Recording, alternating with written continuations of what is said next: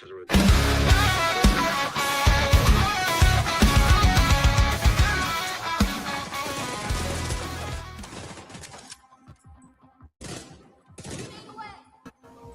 going on, everybody? Hope my mic works. We have Skobie Won coming on later, but we're watching Lady Witch Doctor play the Division 2 while we're waiting on some friends to show up. But yeah, if you're watching this in the future, just fast forward if you don't want to watch the gameplay, but gameplay is cool. So.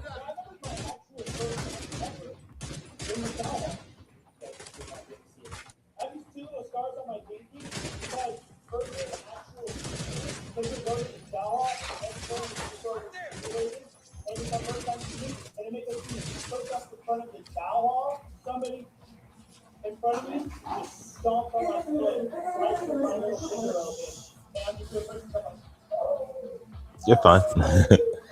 What's going on, everybody?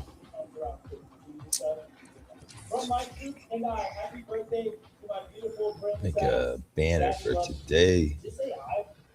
I hit up. Make sure they got the link.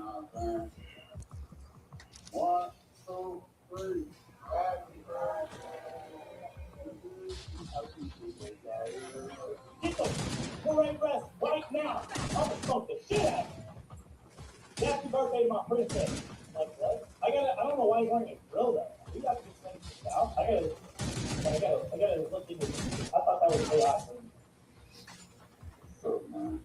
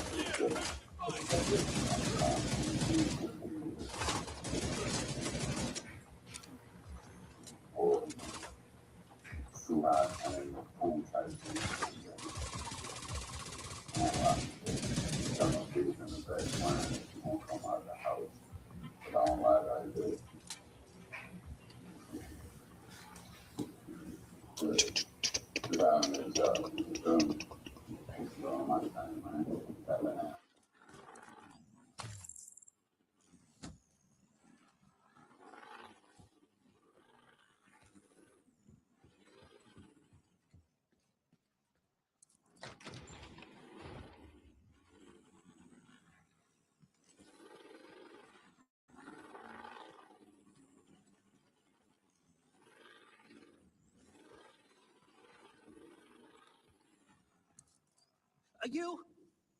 Your division. Please, help me protect the statue. It has to survive all of this. The true sons will find us any second.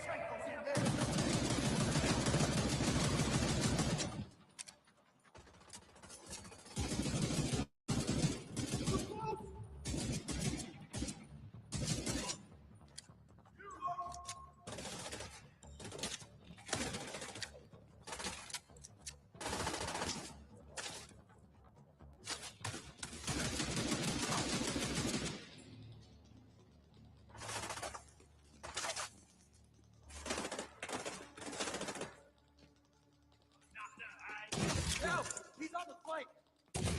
You're going down.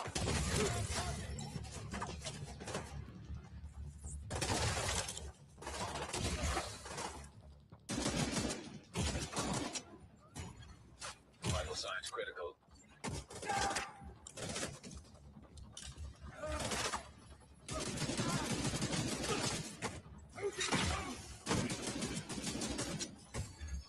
Agent vital signs 0.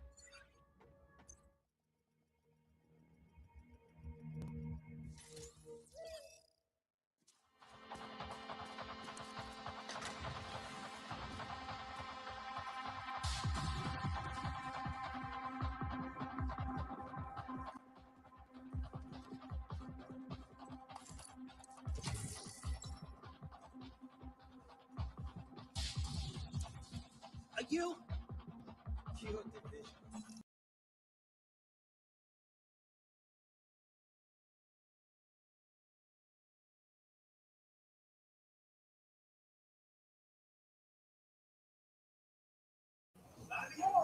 Can you hear me?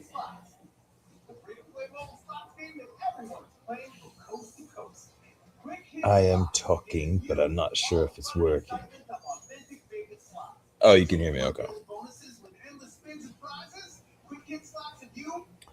Yeah, Marcel's always got some mic configurations. I hear you. No. You can hear me. Yep. I can't hear you. Oh shit. Let me see. Mic settings.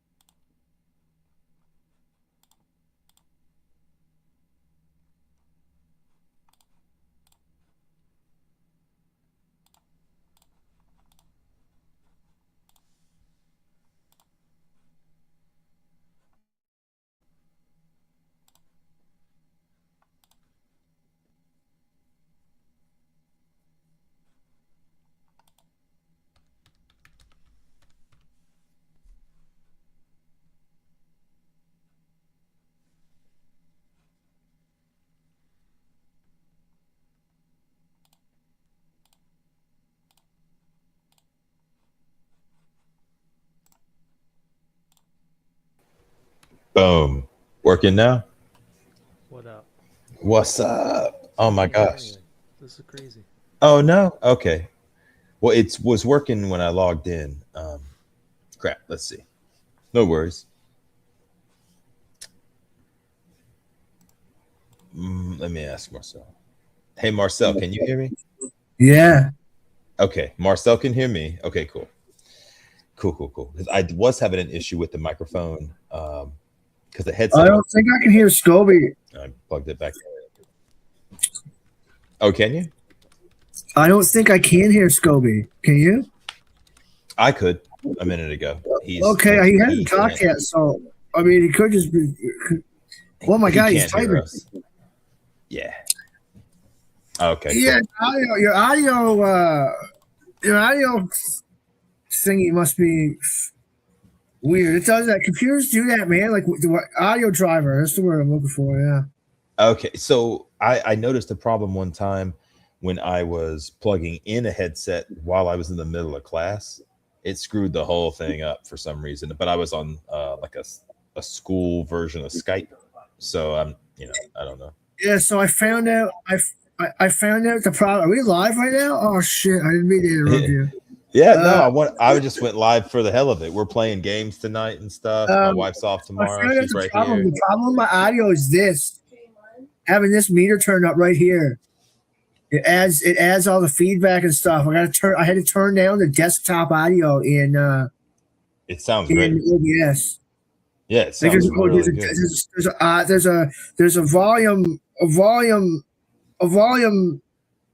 Bar. slider for oh man, I can't talk. There's a volume slider for the desktop audio, and I had it up all the way. And it was bleeding into because I had them both funneled into the same output, so it was bleeding into my microphone, even though I had it turned, even though I had my speakers low. It was acting as if my speakers weren't turned down. Like, it's I don't even have headphones on now. You can't hear yourself. It's because I got my audio set right. Oh, you know what? Let me grab my charger real quick. Holy fuck, I look crazy. Look at me. I'm not thinking about. Well, there's nobody even here. I'm like a tarot. Well.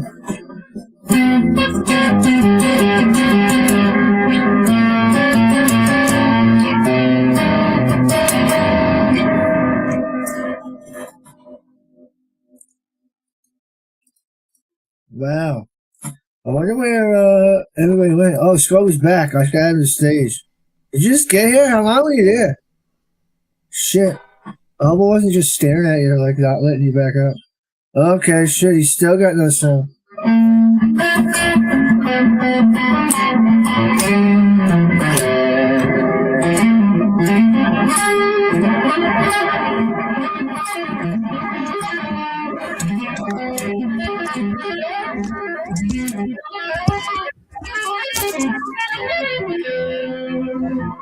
Yeah. Yeah. What up? Yeah, so I just released some stuff, but Skobie's, they got an episode coming up, so I was gonna have him come on. I talked to my chair is really squeaky. This chair sucks, man. My chair is really loud, man. Holy fuck. Yeah, you need a better What did you chair. say about Skobie Won? Skobie's coming on because they have an episode Friday. They wanted to start I telling gotta people turn you about up just a little bit. There's only so much. You know? I hope. I gotta turn you up just a little bit. I hope it doesn't bleed you into my microphone though from my speakers. Where's my sound volume? Check 1, 2, 3. Let's try 25. This should be good, I think. Because my microphone is behind my speakers. Like, my speakers shouldn't be bleeding into it unless it's super loud, right? The same way you have it set up on a stage. Like, when you're singing with a microphone on stage, the speakers are in front of you and you're projecting out. You get what I'm saying? So my microphone is behind. My webcam is behind where my computer speakers are. Like, my computer speakers are in front of my webcam. So like, if I set the audio properly, it's just, oh my God. And now we have triple feedback. Yeah. You got triple That sound like the night say knee. Yeah, we should. Oh, no. Hey, my microphone's. All right, I muted Marcel. What's up, Marcel? I'm still hearing myself. You're supposed to hear yourself a little bit. You know, I usually don't. No, you don't, actually? Not very much. I'm hearing it more so, but it might have... Oh, shit. I don't know. It's all hot box and shit, everything. What kind of camera do you got? No, I didn't see him show him. My camera? It's him. The echo just... When you Yeah, you sound very delayed. Is the nicest way to sound it. Me or him? Him. Oh. Wherever he is. Me, I have a Canon RP. Let me try something. All right. Now, what's up? Oh, now it's just me. I guess we're testing the audio. The echo. I just answered the question. The echo disappears when you remove Skobie from the stage. It's from him. I just said it. Oh, got you. Listen. There's no echo. Add Skobie back in. You get the echo. What up? So Marcel's been trying to tell me that once we added you back in, It's my fault. That's fine. it's Not sure what does that. I do. We'll see. I was gonna say you know way more than I do. Can you Is turn that that down a better? little bit? Hold on. I was hearing it off the phone too. So, yeah, I think it's good. Yes. Yep. How does it sound? I think the echo's gone now. Yeah. Okay. Yeah, that's Sounds like that's clean. Yeah, there you go. that's better. No, I've been trying to hotbox this shit so Mandy has his like sound buttons and shit, and You're I only in can't. my left speaker. I gotta Every turn you over a bit. every time I can't get it to fucking work. Oh, you want me stereo? I can fix it. Yeah, that'd be good. Yeah, Give me a second. please.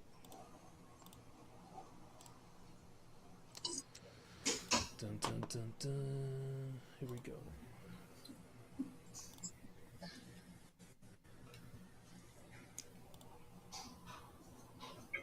Cool. We Yeah, good? should we just make his microphone stereo so I can actually hear him? My left speaker's probably broken. Yours is. Yeah, the volume's like you have to have the volume knob perfectly for both speakers to cut in properly. Like if the volume knob's not at the exact location, one speaker is louder or softer than the other. It's like old computer speakers from the '90s. Probably needs to be cleaned, like the pot, like the potentiometer and the volume knob probably needs to be cleaned or something. Or you need speakers from the 2000s. Still have to turn it up. I had just disconnected my whole Shit. audio, everything from a TV that we had because it was just so many freaking wires and stuff. And then once you could only hear the TV if that system was on. Right. And it wasn't like it was hard to deal with, but it was, I don't know how to describe it. It was like you could easily mess it up bumping the button. You would put it on a different setting. And it's like, so, I mean, it was cool, but we have this huge 65-inch TV now, and I hear everything fine. So, it does good. How's that, Marcel? Is that better? Yeah, it's good. I'm just leveling out everyone's microphone volume here so everyone's the same. Okay. Like in the StreamYard settings. Hell yeah. Yeah, not a whole lot's been going on in my world, really. But what's been going on in your world, Skobie? Oh, we're just getting over the flu and all that shit. So it's been a rough fucking That sounds week. They give you stuff? No, not for kids. write it out. Not me. I was fine. Everyone else was sick. Yeah, I was good. No shit. Everybody else had the flu, throwing up, shitting everywhere. It was rough. Well, it's been I don't know, my dude keeps coughing. Yeah. I don't know if he's got something or not. But they always got something. That's just what it is. Yeah. Hey Marcel, I'm gonna mute you a little bit just because I keep hearing us. Yeah. All right. Yeah. That would kind of help me. I keep getting distracted from it a little bit, but jump in, whenever, and it doesn't do that, So whenever you're talking, it's fine. But let's see. We got hit by a tornado like a month ago. Holy shit! Really? Yeah. It was pretty wild. In the middle of the night, it was when the storm hit. It was like 11 p.m. or so, and I was actually live streaming games and stuff, and all this. Okay, and like when it was coming, it doesn't matter, buddy. And so I was like, let me put this computer up, and I was click, and then like it got louder, the storm got heavier and heavier, and then next thing you know, we're closing the blinds in case the glass is going to break because we can hear everything around us, and it's just, I mean, it's like a tornado. That's nuts. I mean, it was kind of over quick, Yeah.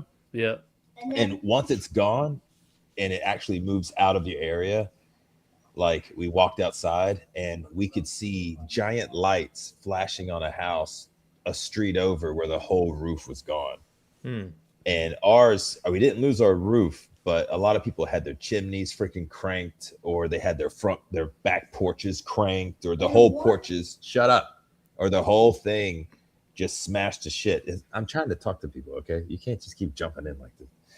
It was a lot, and walked outside everybody's roofs in our backyards and everything. And yeah, it was just like one after another. Insurance frauding roofers and construction guys just flood your area, and you Right. can't even be in your front yard cleaning up because they will stop and fucking bug you and try to get whoever you already have picked out, try to weasel their way into it with all these Yeah. stupid empty promises like, oh, you're not going to know if they do a good job or not, blah blah blah blah blah. They can do it And cheaper and they can do it faster and yeah, all the yeah. things like you were like, I almost feel like it's almost like certain cops, when you try to tell them your rights when they are wrong, Mm. or when they're overstepping a little bit, doing their little fuckaroo things, because they have their little methodologies that just get the license in their hand as soon as possible. That way they can write a ticket or a citation for something, and without them talking, without you somehow talking your way out of it, if you know something that they didn't do or you did or whatever.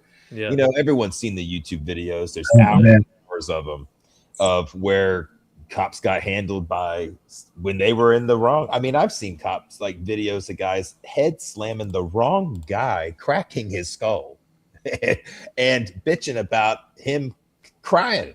I'm like, dude, you shattered the dude, and then you're making fun of him, and you had the wrong guy the whole time. And when you try to talk about an industry and you don't work in that industry every day, everybody from that industry has to throw how many years of that industry you haven't been working in their face, in your own face. They're like, oh, really? How long you been doing roofing and stuff? So I do this all the time. Like, or they'll Yeah. start 1,000 different questions, or they'll offer to put the tarp on your roof, and then they'll get you into the whole thing. And I mean, we had like $30,000 in damage. Jeez, that's crazy. Yeah, I mean, I think that I mean, shit. I even took a break from working just because it was constant fraudster. After we even had these dudes show up and even get started because they said that the insurance company sent them to our house. No Oh, shit. wow. Holy shit. My wife pulled the freaking ring video of him after we fired him because the insurance lady was like, I did not call them. Get them out of there. So they had fans and shit in here trying to dry off the fucking ceilings and stuff. And like, we disconnected them the day of, and we weren't using them. We're like, they need to come get them. They took 3 days to come and get them so that they could bill for every day. And they're doing this is the kind of shit that the gym does when you need to cancel. Right. And you already moved. Yeah. They're like, oh, well, you have to write a letter, certified letter, to this address, and you have to know your member number, and you have to all this information you would never know, except now they do have these apps that have all that shit on it. And it's like, why do I have to go back to the 1800s when I joined in the future with, I joined online, and it was so easy to take that money from me so fast. And now that I need to cancel. Oh, and by the way, if you get a new debit card, they tack on late fees. And they keep drafting a card that doesn't work for 90 days, build it up to $300, and send it off to collections to come. You'll have to dispute in credit. That happened to me in my 20s. Same thing. I joined a gym. I went for a while, and then I stopped going, and I thought I canceled, didn't cancel, and then I got a fucking bill from collections. Like, you know, like you said, $350. It's about that. Oh, I've had a lot of gym memberships, and a lot of times they were only supposed to be a 2-month paid in full thing. Yeah. And what they do is they'll take the first 2 months, and then they'll start auto drafting you afterwards. So here I am in another state, and I'm like, hey, I have more experience than your entire staff put together in the gym industry. Like, it's 18 years that I used to work in this industry. You're a bunch of fucking crooks. You better cancel this goddamn membership. If I have to fight this thing out of whatever, I will do everything I can to get you pothead freaking coke snorting motherfuckers fired from that piece of shit, or whatever. Because there's so many stereotypes about the gym and stuff. Like, I had a crunch. So I had a UFC membership recently. I'm sorry. I managed a UFC like 2 years ago, a UFC fit gym, right? And I got my wife. Yeah, sorry. it's a gym and it's extremely expensive, which is why it failed so drastically. I came and got a I bet they're banking on the branding of UFC alone, probably. yeah, it was Yeah. it was What a a dumb lot. idea that is. Oh my god. Well, They you have was to. Well, it's not dumb, but like you can't overcharge for something like that. Even though and everyone wants to, yeah. But I they don't know. did. It was just so expensive. I was like, you guys could sell all of this. You could have a bunch of members if you just brought that price way down, but they can't do Yeah, that. yeah, That's not the yeah. model. You're selling it less, but the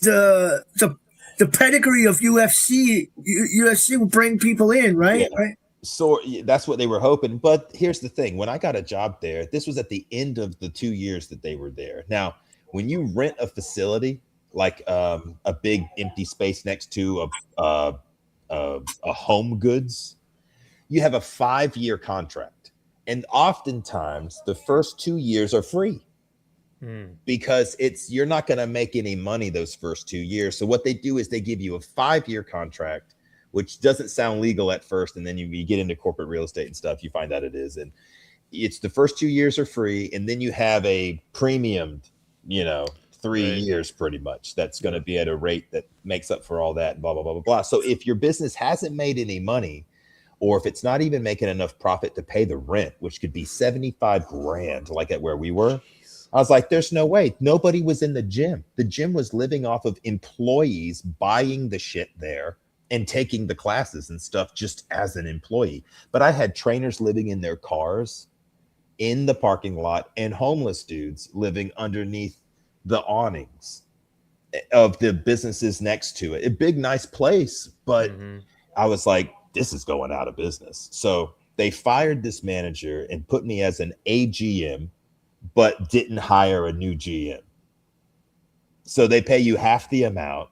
Right. That's when you're like, yep, the gym isn't doing good if they can't afford a GM. It's on the way out. And I told all the trainers this. Now, there was another AGM they brought in named Keenan, Hawaiian guy. He was actually really cool, and he was in his 20s, so he was still true to the brands of who you work for and stuff. So he was trying to revive the place, but I was like, nothing will revive this place. Unfortunately, all their trainers were, no offense, but they were shit. You had a black belt who had been training people for a couple of years. You had another guy who, was like some cheap certification online. Another girl living in her car. We had another guy who had been training a while, but then they make you a training manager to make you do the sales for it. And you stop training people and you're there for 60 hours a week and stuff. So the gym world can be really tough, in that corporate gym world where these guys compromise their morals every day, going to work, knowing that someone's going to call that needs to cancel, and you're going to give them a series of steps to follow that are so freaking annoying that the average person just doesn't even want to think about it after getting off the phone with you. Then they got to go get an envelope, write a letter, they have to go to the fucking grocery store and buy stamps just to sit, because nobody mails anything anymore. And the gym knows this. And so they just hope that that you just won't cancel it and it'll just keep drafting you. And then one day you get a new debit card, right? So I was the manager of this UFC or AGM, but the highest paid motherfucker there. And they freaking, yeah. Sorry, but I changed the logo. I added my wife on, and she would come and bring, our son and stuff and like put him in the kids' care and take boxing lessons. Let me tell you the shit I had to deal with at this freaking gym. We had a girl there that worked in the kids' care and at the front desk that we had to call the ambulance to get her twice. She was extremely over, like trying to get close with people. And she had all this drama going on in her life. And some dudes that she had drama going on with came up to the gym. And like, I had to deal with all of this stupid ass shit for a gym that was getting bought out. And one day this blonde lady shows up and she looked like a figure competitor, but not like somebody who would join this gym. There's 100 other gyms in town that real bodybuilders go to and stuff. She ain't coming unless she's banged everybody at every gym and she's running away here. There's no reason she's going to pay $120 to pursue she just wasn't. So I knew she was from like corporate or something. And And she's like, I want to take a tour. Yeah, here's my friend. Like, I'm like, I looked at both of them and I was like, y'all are not here for a gym membership. You're from like corporate or something, and you're here and you're wondering why the gym is so slow or something. You're not getting a gym membership. But I'll give you the best tour you've ever had. Gave her an awesome tour, and it was Yeah. an awesome facility, but they want nobody in it. So it was like a month or two later, I put in a thing to pull away, like, hey, this is 30-day notice. Just letting y'all know I'm going back to doing private security stuff. And they're like, oh, okay, yeah, yeah, for sure. 5 days later, Crunch Fitness walks in. They had bought the gym. They think we're so stupid. Guys are coming to the gym every day and taking measurements and stuff. I'm like, yeah, somebody's buying this place. Like, Right. this is not okay. The business is not getting better. I'm promising y'all need to go ahead and apply at other gyms. And some of them did. And some of them are even still at the other gyms they went to. But what Crunch does is, or any gym that buys another gym, is they buy all the contracts. And what they Right. do is they're supposed to cut them on, but if they don't come to the gym at all for like 30 days, it's supposed to, or like there's some amount of time that if they don't actually use it, that it's supposed to turn off at a certain point because they were a contract buy. Right. That never happened. They never canceled my wife when I quit working there early. Because once Crunch came in, I was like, I'm out. See y'all later. I just went ahead and withdrew because I was like, what's the point? If someone else is about to buy this place, you're going to shut it down for 3 months or 6 months and renovate the whole thing. I'm not hanging around for this. I'm not watching this ship sink. I've already done that crap with different companies before. I was like, it's always ugly and it sucks. I might as well just go do what I was going to do. So the other day I get a new debit card. It's been forever since I got a debit card. And yeah, we get these calls from freaking Crunch Fitness Collect, like trying to get the payment for the month. And I was like, what? I called them back. I called the manager and I said, hey, look, bro, I used to be the GM of that, or the AGM of that place. Yeah, this is bullshit. What y'all do is bullshit. I'm telling you now that what y'all do is shady fucking shit. I don't even need the money back. I just want y'all to cancel this and stop trying to do your little bullshit to me. He fought me so hard on that crap. I said, bro, you morally know in your soul that this is fucking wrong. I said, I get it even for the other people who you managed to get memberships out of. They probably already got new debit cards and got new ones back when the gym closed. I said, I didn't have to do that. I didn't worry about anything. And I don't notice $22 that y'all been drafting out of my account. Who's going to notice $22 when you're like a grown ass man? You know, like you don't notice $22 in a month. This kind of scam stuff happens all the time. There's even a guy named Wes Watson that they're talking about right now who did that to his own clients, and he changed the transaction detail to say like Walmart. So after they paid him 40 grand, he then was drafting their account when they didn't know it with different. Yeah. So anyway, just like how when you try to tell a gym guy that they're full of shit, or with this fucking insurance company that was trying to dry up our house and saying that they were from the insurance company, it's like everybody at the end of every email and every phone call knows that what their company is doing is bullshit. But they still show up every day and they still go to work to make their stupid little paycheck, which probably isn't even really special. Like it's probably not even that much to be that much of a shitbird. It's like, I understand, like, let's say being a car salesman sucks. Yeah, it Sure. does. Yeah. So, but you might be making $90,000 that year. So it pays off. But some of these other jobs, or the guy that I was bitching about this stuff today and sent him video of his guy saying that we weren't liable for shit. They all know it's a bullshit from the beginning. Before he even wrote that first email saying that we owed him $1,800 for looking at my wet ceiling and putting 3 fans in my house that we unplugged and put on the porch, I was like, no, we're not paying you any money.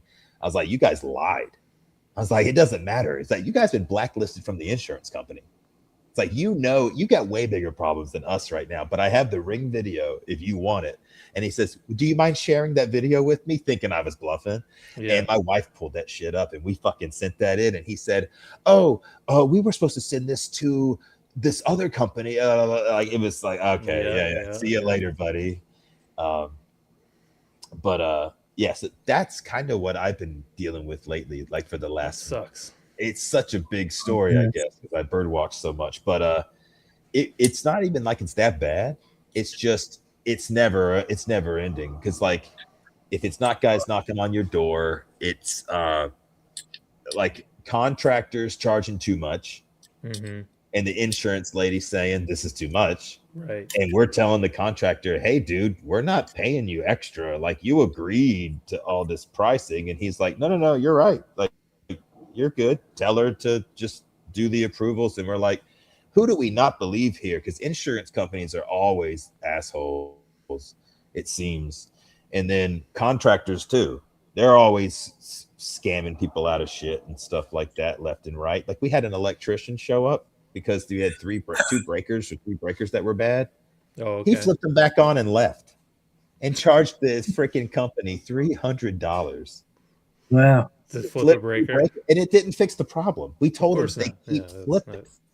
Yeah, that's not how that works. Yeah. Stupid. But what you been up to lately? Other than Me? being the flu? Yeah. Working on this fucking book.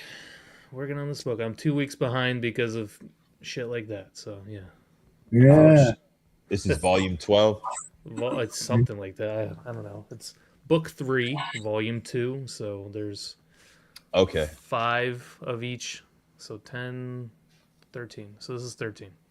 Oh How- man, what a good guess. What a good guess. How long is it so far? How many words you think? How many words? Holy Um, shit. By words?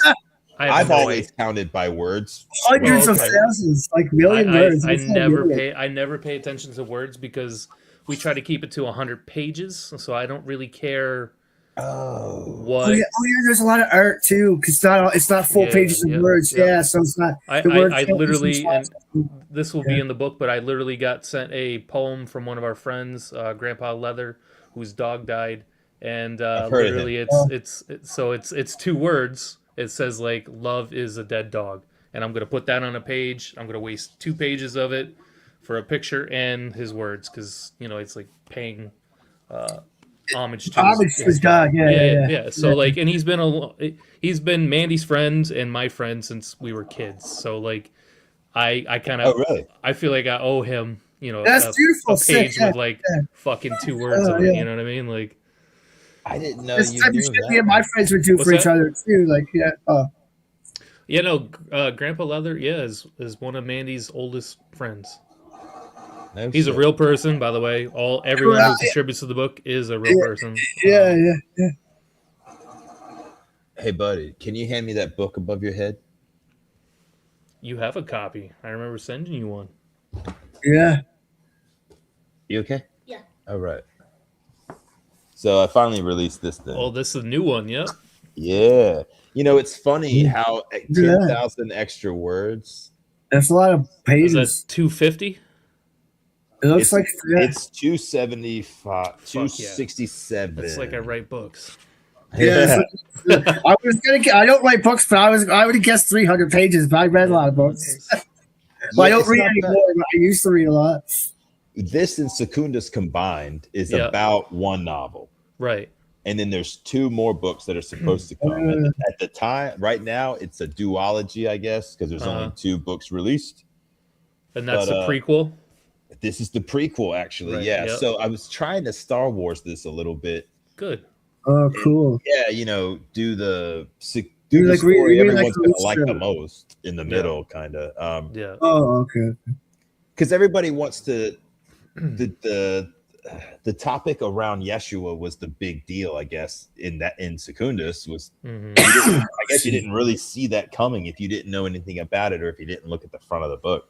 hmm Like you kind of don't know what direction it's going to go until all of a sudden it's like, oh, he's going to Galilee.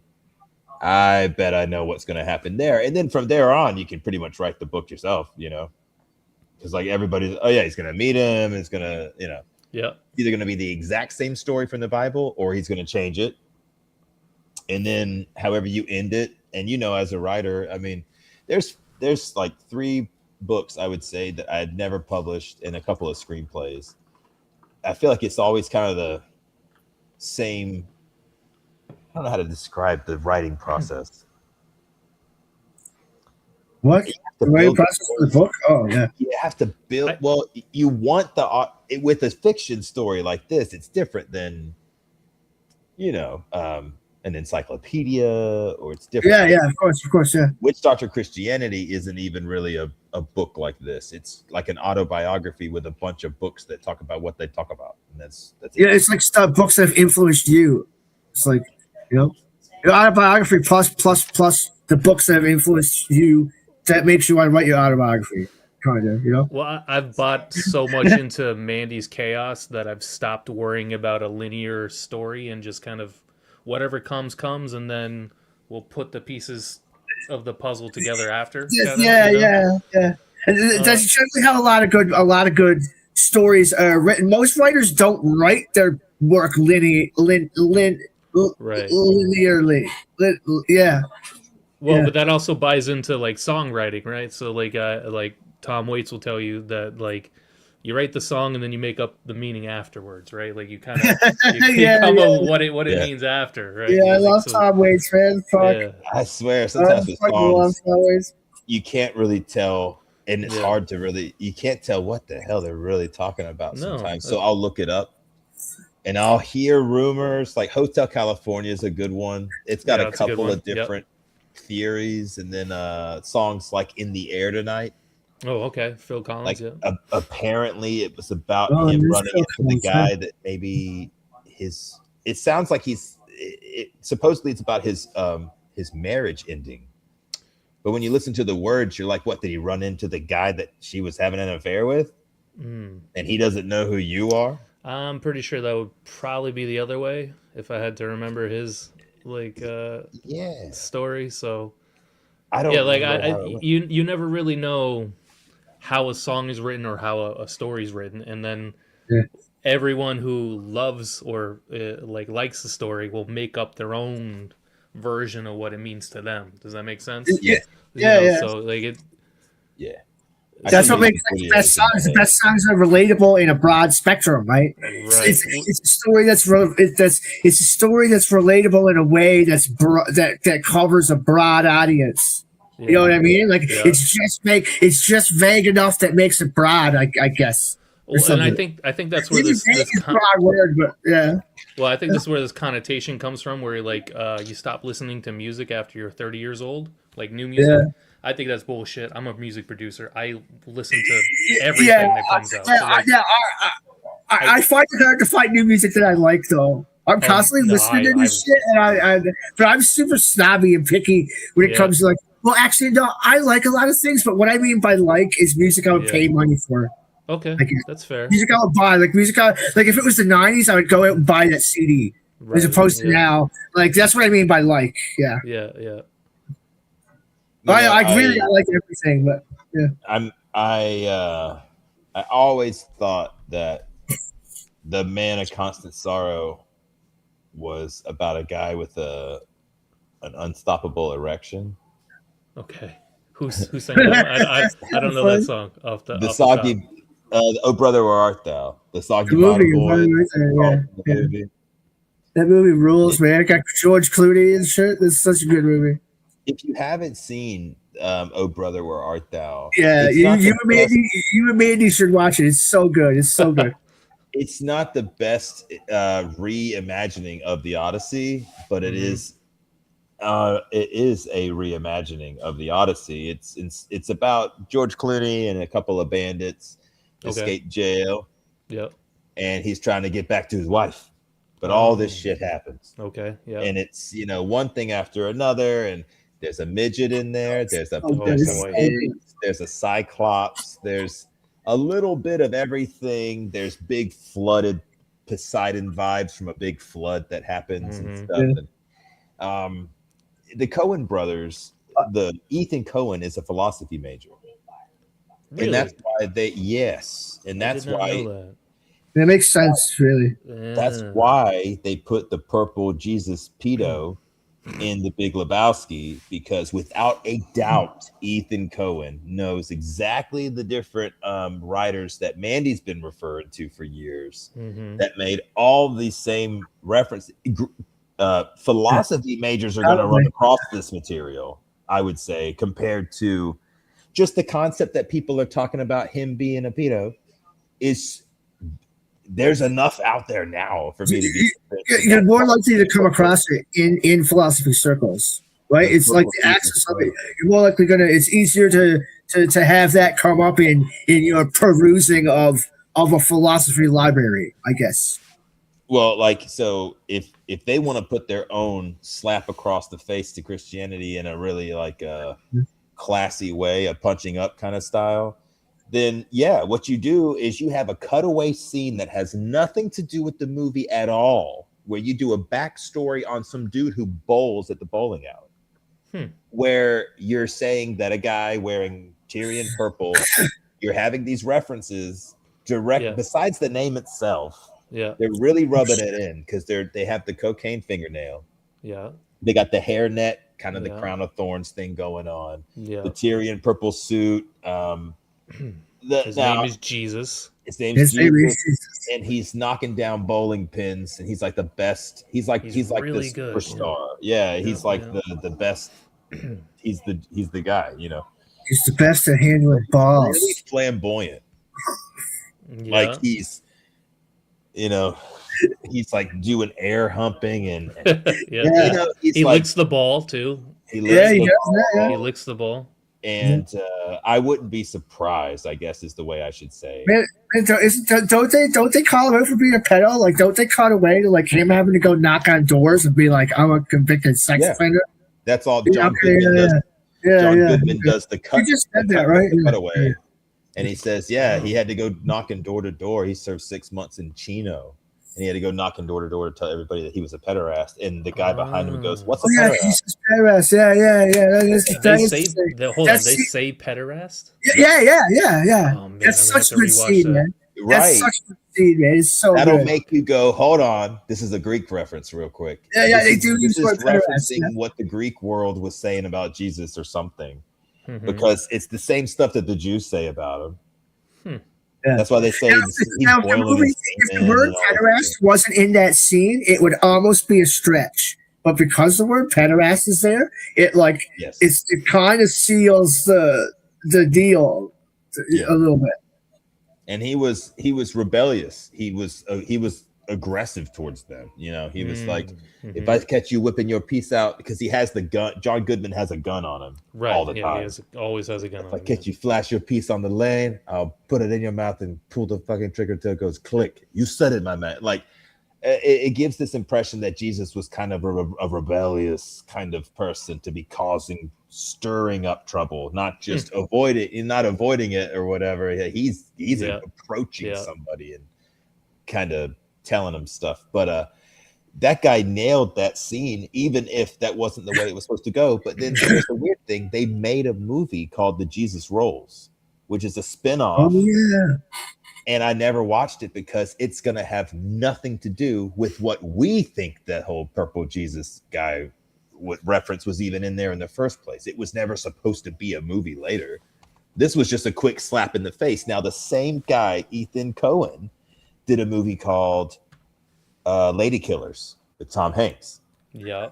Well, I haven't seen that. Greek classicist. And when he's talking to the black lady that he lives with, she's talking about the Bible. She goes to church and she's in the choir and and he's conning her to sneak into a casino and steal their money out of the bank. Pretty much, they're using her basement to tunnel into a place, right? It's another good movie, but it was it was at a time when movies started becoming a little odd, like in the 2005-ish.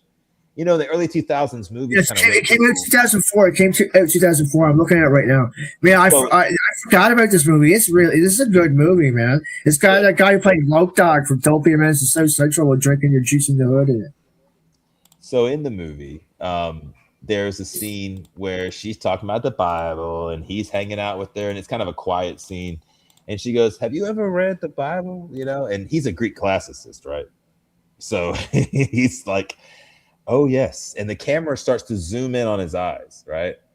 He goes, "I have found great reward in the good books," almost in the creepiest way. And it's Tom Hanks. So it's even creepier now, just knowing all the shit people have said about Hollywood and him and stuff. But you know, whatever. And but yeah, so I think that was another reference and him mocking the religion with the overly enthusiastic choir director at the end credits and the you know all that money she donated to that he ended up robbing, she ended up getting a hold of, and she donated it to some foundation that she sends checks to every month. Just millions of dollars, just gave the whole thing to him, you know. And she tells the sheriff about it. I got a big old bag of money that I found, you know. And Big he's old like, bag of why money. don't you go ahead and just keep it, you know, thinking she's I'm watching this crazy. movie after we stream, man. I'm It's watching good. it literally. As soon But as we end, I'm watching. like I said, though, it's not quite as iconic and nostalgic as The Big Lebowski can be, because in the early 2000s, when I was graduating high school in 2005, I all the think the Big movies that Lebowski were was the coming '90s, out wasn't were changed. Well, so what happened was after it? 9/11, the movies Yeah, went from '98. It was '98. one style to Mhm. now they started becoming militarized. So the money that Hollywood was throwing at stories like this was just dwindling up. You were better off making another Black Hawk Down type movie Yeah, Saving because we Private were, Ryan, all that stuff was, yeah, around that time. Yeah, yeah, yeah. And like the Titanic and the Matrix and yeah, and every era war film at that. Mhm. It's not just modern day stuff that they funnel like Troy was 2003. We had Right. been in yeah. Afghanistan already and stuff because Hollywood flips a switch and says, "Okay, we need blood and guts so that these guys will join the army." Do you really think that's like Yeah, somebody sits down and is that? I don't think it's. I think it's collectively. You don't like George Carlson said. You don't have to have a an organized sort of you don't have to have an I can't think. Can you turn it down a little bit, buddy? Sorry. I don't have to be in here. I feel like every time I've told people to turn something down that it's made a problem. Um, but yeah, so I don't think you don't need an organized approach for Okay, that's everybody fair. who is benefiting off of the same. So for example, if you're invested in your 401ks the way that Congress does, you Mhm. want kids joining the army right now because you're going to make money Yeah. off of the next 20 years in Iran. Mhm. And that's what we're going to do. I mean, just because they're not sitting around a table with intent to plan it this way doesn't mean it's not happening. Like COVID, doctors knew Like, to shut the fuck up and make the money. They didn't have to have a big meeting and all the millions of doctors around the world say, okay, so when this thing comes out, I want you to pretend that it's really going to kill everybody. It's like, no, they're going to, every time you had a COVID symptom, your hospital got $2,000. Even your little doctor practice, even if they had a symptom and they signed a piece of paper, you got $2,000. You're not going to fight that at all. You don't need to. Doctors are smart. They're invested. Now that they have their own practice, they're now a businessman. The whole word doctor is a foresight now. That doctor what? They're having to manage 3 medical facilities. They have bills, they have mortgages for each facility they're paying. They're a businessman now. If somebody said, hey, we're about to do, if you just saw a virus was spreading with 99.98% survivability around the globe, you're not going to protest shit because you're about to be stupid rich. Who's going to swat away that money? The good doctors that did, they all walked. They went to court. They had their trials for faking vaccine cards and stuff like that. They all got off because it was bullshit. Mhm. Yes, it was a real virus. Yes, it was really killing people, but the mandating and the doctors being held accountable for guys not wanting it, but needing to keep their fucking job. It's like, okay, it's not like it was ever going to stop a transmission. That was a bold-faced lie that I actually covered at Franklin University. I did a freaking thing on that, on how news anchors saying off title, but on air, that every transmission stops with every single vaccination is a lie. Mhm. It's never worked that way. Well, So the fact that the news doesn't have any reason to be truthful other than reporting, right? So like, especially in America, right? Like, there's no, they can say whatever they want to say, and they don't have any repercussions because they're It's entertainment with the first, agenda and not the truth, right? right? I Like, guess. Well, there's also an act that right. happened in 2012 called the Smith-Month Act, to where if the news is misleading in any way, they're not held liable. And at the same time that this happened, the ceiling for credit card interest was also lifted to unstoppable ceilings. So I a think lot of that, but I think that happened in the '90s, though, right? Then they changed the rules of they did it with the Fed. news. They did it with the Fed first, and then No, they did it with I mean credit with the cards. news, right? Then they changed what it meant that they. So it started in the '70s where you had to have equal, like, I'm if you sure they've had done a it every decade. They've kind of Bro, but yeah, but it tweaked. started. It was like in the '70s. You had to have a. If you had a conservative voice, you had to have a liberal voice as well. And like this was Yeah, yeah. radio times, right? There was like more Yeah, honor yeah, among the broadcast companies. yeah. Yeah, Well, it what I was saying is that like you're not wrong about what you're saying, but at the same time, like they have no reason to. There's no law saying they have to tell the truth, right? They're reporting and saying something, whatever they're told, they're told. right. They're just people being told what to say. Like that's not Correct. exactly the news, right? And that's not Yeah, Walter Cronkite, right? That was the '50s. That's a different time. You know what I mean? Like that's not what the news is anymore. The news Everybody, is entertainment now. I'll say yeah, this: everybody who was right, and I know this isn't a political show. Everybody who was correct about their philosophy with COVID, Yeah, that it wasn't the end of the world, and that it was a huge overreach, and a very large profit was made for a lot of people. They yeah. were wrong about Trump the second time.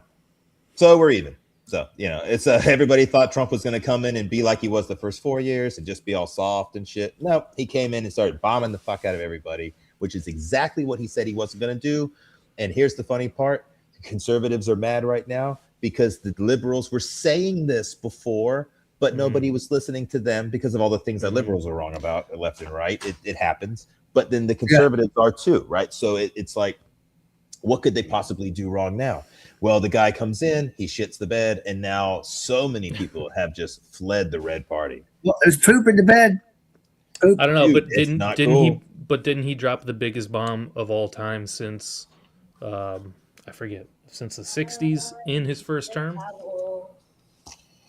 Oh, I read It's the stuff one about from the that. I Rouse don't that they really said. follow I don't really follow that stuff He very much. dropped it. I Well, but remember I reading. just happened to be at a Mexican restaurant eating tacos, and I saw it on TV. Yeah. Otherwise, Yeah, I would not. It would never cross this yeah, path. yeah, I pay yeah. attention to shit like that. It That's just the happened kind to of be on thing he TV. You know what cares I mean? about. Like, I worked for his organization, and in close proximity with him often at these rallies because he's right there, Yeah, yeah. and we're working with his Secret Service team. Bunch of fucking idiots, corrupt and dumb. Yeah. That's how they're able to freaking shoot people on TV or pretend to shoot people on TV, and it works. They don't keep like teams like mine that had him back in 2020 when it was 20,000 people mosh pitting and extreme Secret Service coverage everywhere. Ain't nothing happened at those rallies. But Mhm. now he didn't that last time when he got shot in the freaking ear and it grazed him.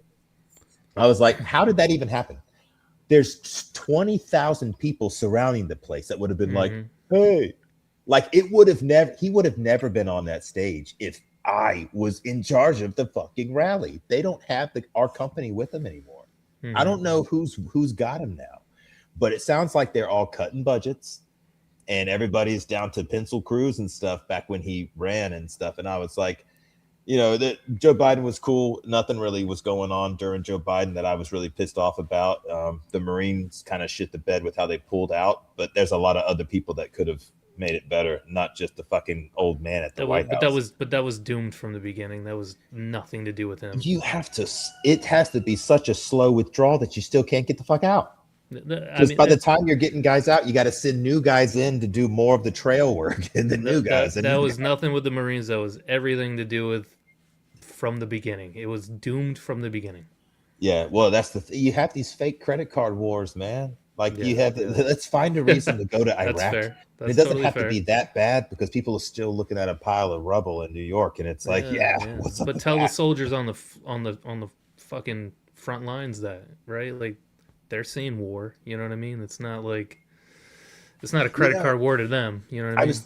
was thinking Yeah, about this exactly. Iran war, like how it's happening now, and I'm thinking Yeah. to myself, like, am I going to tell my kids not to join the military because of what's happening? No, I'm going to still tell them that the military is the best route that I can promise them for at least as long as you don't shit your military career out your ass, you Yeah. will leave in a position that has you advantage and somehow. If you're a veteran, Absolutely. Yes. I don't Oh, want you're any of so my right, kids man, to be for sure. deployed, but we all have, and it happens, and it's a really fucking tough topic. But But like, it just those people are usually pretty fucked from the beginning, so it's not normally the military that does it to them. So, Yeah, well, yeah, yeah, in my experience, you got to that think about the movies I that they're agree. I agree. watching to get excited about joining the army. It's all pure blood. It's all World War II stuff. It's Black yeah, Hawk Down. It's the yeah, worst situations that have ever existed on TV. That's what these kids are watching. Like, that's what I used to watch before I joined the army. Because how else are you going to go and deal with all of that shit unless you're mm, priming that brain for it? I don't hmm know a lot of guys that didn't know what the army was, and then like Stripes. Like I've never really seen too many Stripes, in real life where somebody was working at Burger King and then with no preparation, with no prior admiration, just says, you know what? I'm going to join the army. And like, no, there's always like a couple of years where they're watching the stupid movies and they're, hmm they're going to the Yeah, military stores and looking at shit and stuff, yeah. and then they go and join. But every once in a while I hear about like that SEAL that's real popular for like getting kicked out and joining the French Foreign Legion. Like Who's he that? really did not come from a background that thought T Kavanaugh. I forgot his name. Taylor Kavanaugh. I don't know that. Well, I've I heard that name. it pops up on my YouTube because of the all the army stuff that's in the algorithm I got, Oh, So okay, all right, that's fair. yes, so like I follow another Delta dude that like for years nobody knew who Delta guys were. Well, hmm now when they're getting out, they're going on podcasts. And writing And books and yeah, and SEALs are writing a lot of lies in a lot of books right now. That's been the kind of well, the they're big allowed to, right? Like that's the whole point. Like you how you you can have get to away with. well, you have to embellish to some point. Like you can't Yeah, tell yeah, every little fucking detail, right? Like you That have to tell a story. Like, there's that's part of telling a story is embellishing. some guys yeah. might have been annoyed with how gung ho I was for the army. My friend Joe said that I would have been a great recruiter or drill sergeant or something, even though I Yeah, never did either one. yeah, But other guys don't like that shit. But yeah. if it's not for dudes like me, that like if I talk about Iraq, you'll want to go to Iraq when I'm done talking about it. But it's like I'm telling Not some me. PFC You who's couldn't asked. convince me. Well, like like, let's say a kid joined the army and he's about to go. I'm gonna be like, mm, oh, dude, you're gonna have a blast, bro. You're gonna be behind the fucking 240. You're gonna be doing this. You're gonna have a this. You're gonna have a that. Because that's all you can tell that young kid about to go there. You Yeah, can't well, tell him. that that's what you you got. That's sound what like you got for 'em, man. you sound like my recruiter, and I was trying to Yeah, join the Air Force, Oh yeah, and basically he lied to me, and I called him they out. do. What's that? Oh yeah, yeah. So I was like, yeah, man, I want to fly airplanes. That's what I want to do. And he was like, yeah, yeah. Oh, you can do that. And I was like, okay, what do I have to? What kind of requirements do I need? This or that. I took some flight sims and I passed all those shit. And he's like, that's great. Here's the only jobs we have available. And it was like radio fucking radio repairman. And I was like, I'm not doing that. Like, what are you talking about? And he's like, well, you already swore in. I said, no, I didn't. Do you have a picture of me with my hand in the air? He's like, no. And I was like, well, then I never swore in. So I don't know what the fuck you're talking about. And, because I went to MEPS and everything. I'm telling you, like, I come from a military family. So it's Yeah. like, oh, well, I that's knew what the cool. fuck I was doing when I got there. I was like, I didn't stand Yeah. in line. I didn't swear into shit. Fuck you. You don't know what you're talking They, about. they like trying, they're And like trying to rope you into thinking yes, he They did try to just rope it's me the thinking in. next you're, big And, thing. yeah, Yeah. You just and I go was like, home and you wait for a job available, or you never join. But that's what you I don't did. So get I went home any. to wait for a job because I wanted to work in airplanes and fly. And what he didn't tell me is you need a degree. You got to go through all this shit. You got to do all this stuff. He didn't tell Yeah. me any of that, right? And So I basically backed out and I was like, fuck this. And he kept showing up and he would try to come to my house and all this stuff. And I was like, I'm not going. And I didn't swear into shit. Fuck you, man. No. And yeah. Usually, So once they get to MEPS, they choose something because they're so ready to be in the I didn't Air choose Force. anything. Yeah, I it's didn't very choose any. rare. Yeah, I didn't choose anything. I said I will wait it out. I'm not Sometimes doing they, that. sometimes they find a medical thing that you Oh, can yeah. get a waiver for, but that Yep. usually will kill it for someone. And they're like, Yep. Okay. Yeah, like no, if I you had had a broken arm or something. I had none of growing it. up, I did the whole walking and the like a duck. peacocking in your underpants and the fucking duck walk or whatever you call it. I did it all. Yeah. And yeah, I went home and said, I'm not signing up for anything until you tell me I can fly an airplane. That's exactly how you got to. They could, like, once again, whenever people from their industry have somebody not from their industry in the room, the Yeah. lies and the arrogance and the cockiness or the Well, but he didn't understand that I come from a military family. I got Right. the brief before I got there. I was like, hey, don't fucking agree to shit. Yeah. Don't fucking swear into nothing. My recruiter was So- pretty cool, man. My dad was in Afghanistan when I joined, so okay. I went with my mom, and then Yeah. the recruiter did the initial stuff. Then I went to MEPS, and then Mhm. walked across the floor, and he was trying to get me the best sign-on bonus with airborne school. Oh, And I was like, okay, cool. So he said, how about parachute rigger, which is Yeah. actually a dope ass job. Yeah. You don't deploy. If you deploy, you go to Kuwait, pack chutes in Kuwait. Yeah. You pack a certain number of chutes a day, and then you're done. And they get inspected and stuff. And of course, this is somebody's life. That's in what a your lot of the hands. military people around here talk about is package shoots. That's one of the common. That's It's one a of cool the, job. the common jobs around here. Or You get to wear a red ball cap, this and is you can another see a one. rigger on the field anywhere. Hey, Oh, so you rigger, could come here. tow. Yep. Yeah. And they were like, is this okay? Like, you have like a slightly torn strap somewhere on it. And he's like, you're good. And How it's many like, years I'm did you just like, do? 6. 6. Yeah, it's Yeah, standard, 3 right? active and 3 reserve. 3 reserve. Yep. But I joined the reserves, Yep. and then I got home after AIT, was Mhm. home and partied for a little bit, then went to Iraq. That was Yep. about 15 months. And then I went active duty twice for my reserve unit. So I was there every day, keeping that unit, because like at a reserve unit, you'll have like 15 guys that are there every day. Right. And they're Oh, in that's each not cool. department. Yeah, they're called Active Guard Reserve, AGR, whether Yeah. you're National Oh, Guard yeah, or I've heard of reserve. that. Yep. There's called AGR. Now, usually guys are reserve, guard, or active before. Mhm. And then when they go to re-enlist, they find a job that they are qualified for AGR. And then that's the good life. No PT. You go to the gym when you want to. You show up at 9, you leave at 4 with an hour and a half lunch break. I didn't do shit. Mhm. I mean, I managed, like, we had 60 soldiers or so at the headquarters battalion for my brigade. We were on jump status. So all we had to do each weekend was either some skill training and shooting, or we were at a jump. And if you weren't airborne, or if you weren't just on jump status for some reason, like an injury or whatever, you're just chilling on the freaking there's an Air Force base in South Carolina that we used to use. That's Mhm. got an airstrip. It's called North Air Base. And the Air Force dudes that are stationed there are freaking jacked because all they can do is work out, and they're in the middle of nowhere. Yeah. So they just Yeah. lift. It's like a deployment kind of for them because they don't really go nowhere. Right. They're like, yeah, I can drive to Columbia. It's an hour away, Like, you're not going to go there every day, And Did you get stop lost at all? no, but I did have guys when I was deployed who were IRR called back. Oh, They were yeah. at home going to college, fat college kids, Yeah. been deployed OIF 1, which is the first year of the Yeah. Iraq war, which was Yeah. the deadliest of all of them. And so they never wanted to see the Army. They did 3 years and got out. A lot of people don't realize the Army has 3-year contracts with Yes. 5 inactive years. It's 8 no matter what. The reserves starts at 6, but it's reserve, so you're only every other weekend, and drills. 2 and weeks. stuff. 2 weeks a month, or 2 But when weeks you're a in the year. reserves, you can find a deployment that's leaving, and you can get attached to that mobilization. So if let's say you hate your job, like, you're living in Charlotte and you work for Wells Fargo, you hate your life, your unit might not be deploying, but the 422nd is. and they need 2 more senior NCOs. Do you want to go? Like, fuck yeah. Or you can ask your first sergeant, hey, who's deploying? And I was in civil affairs, which is actually a really popular job.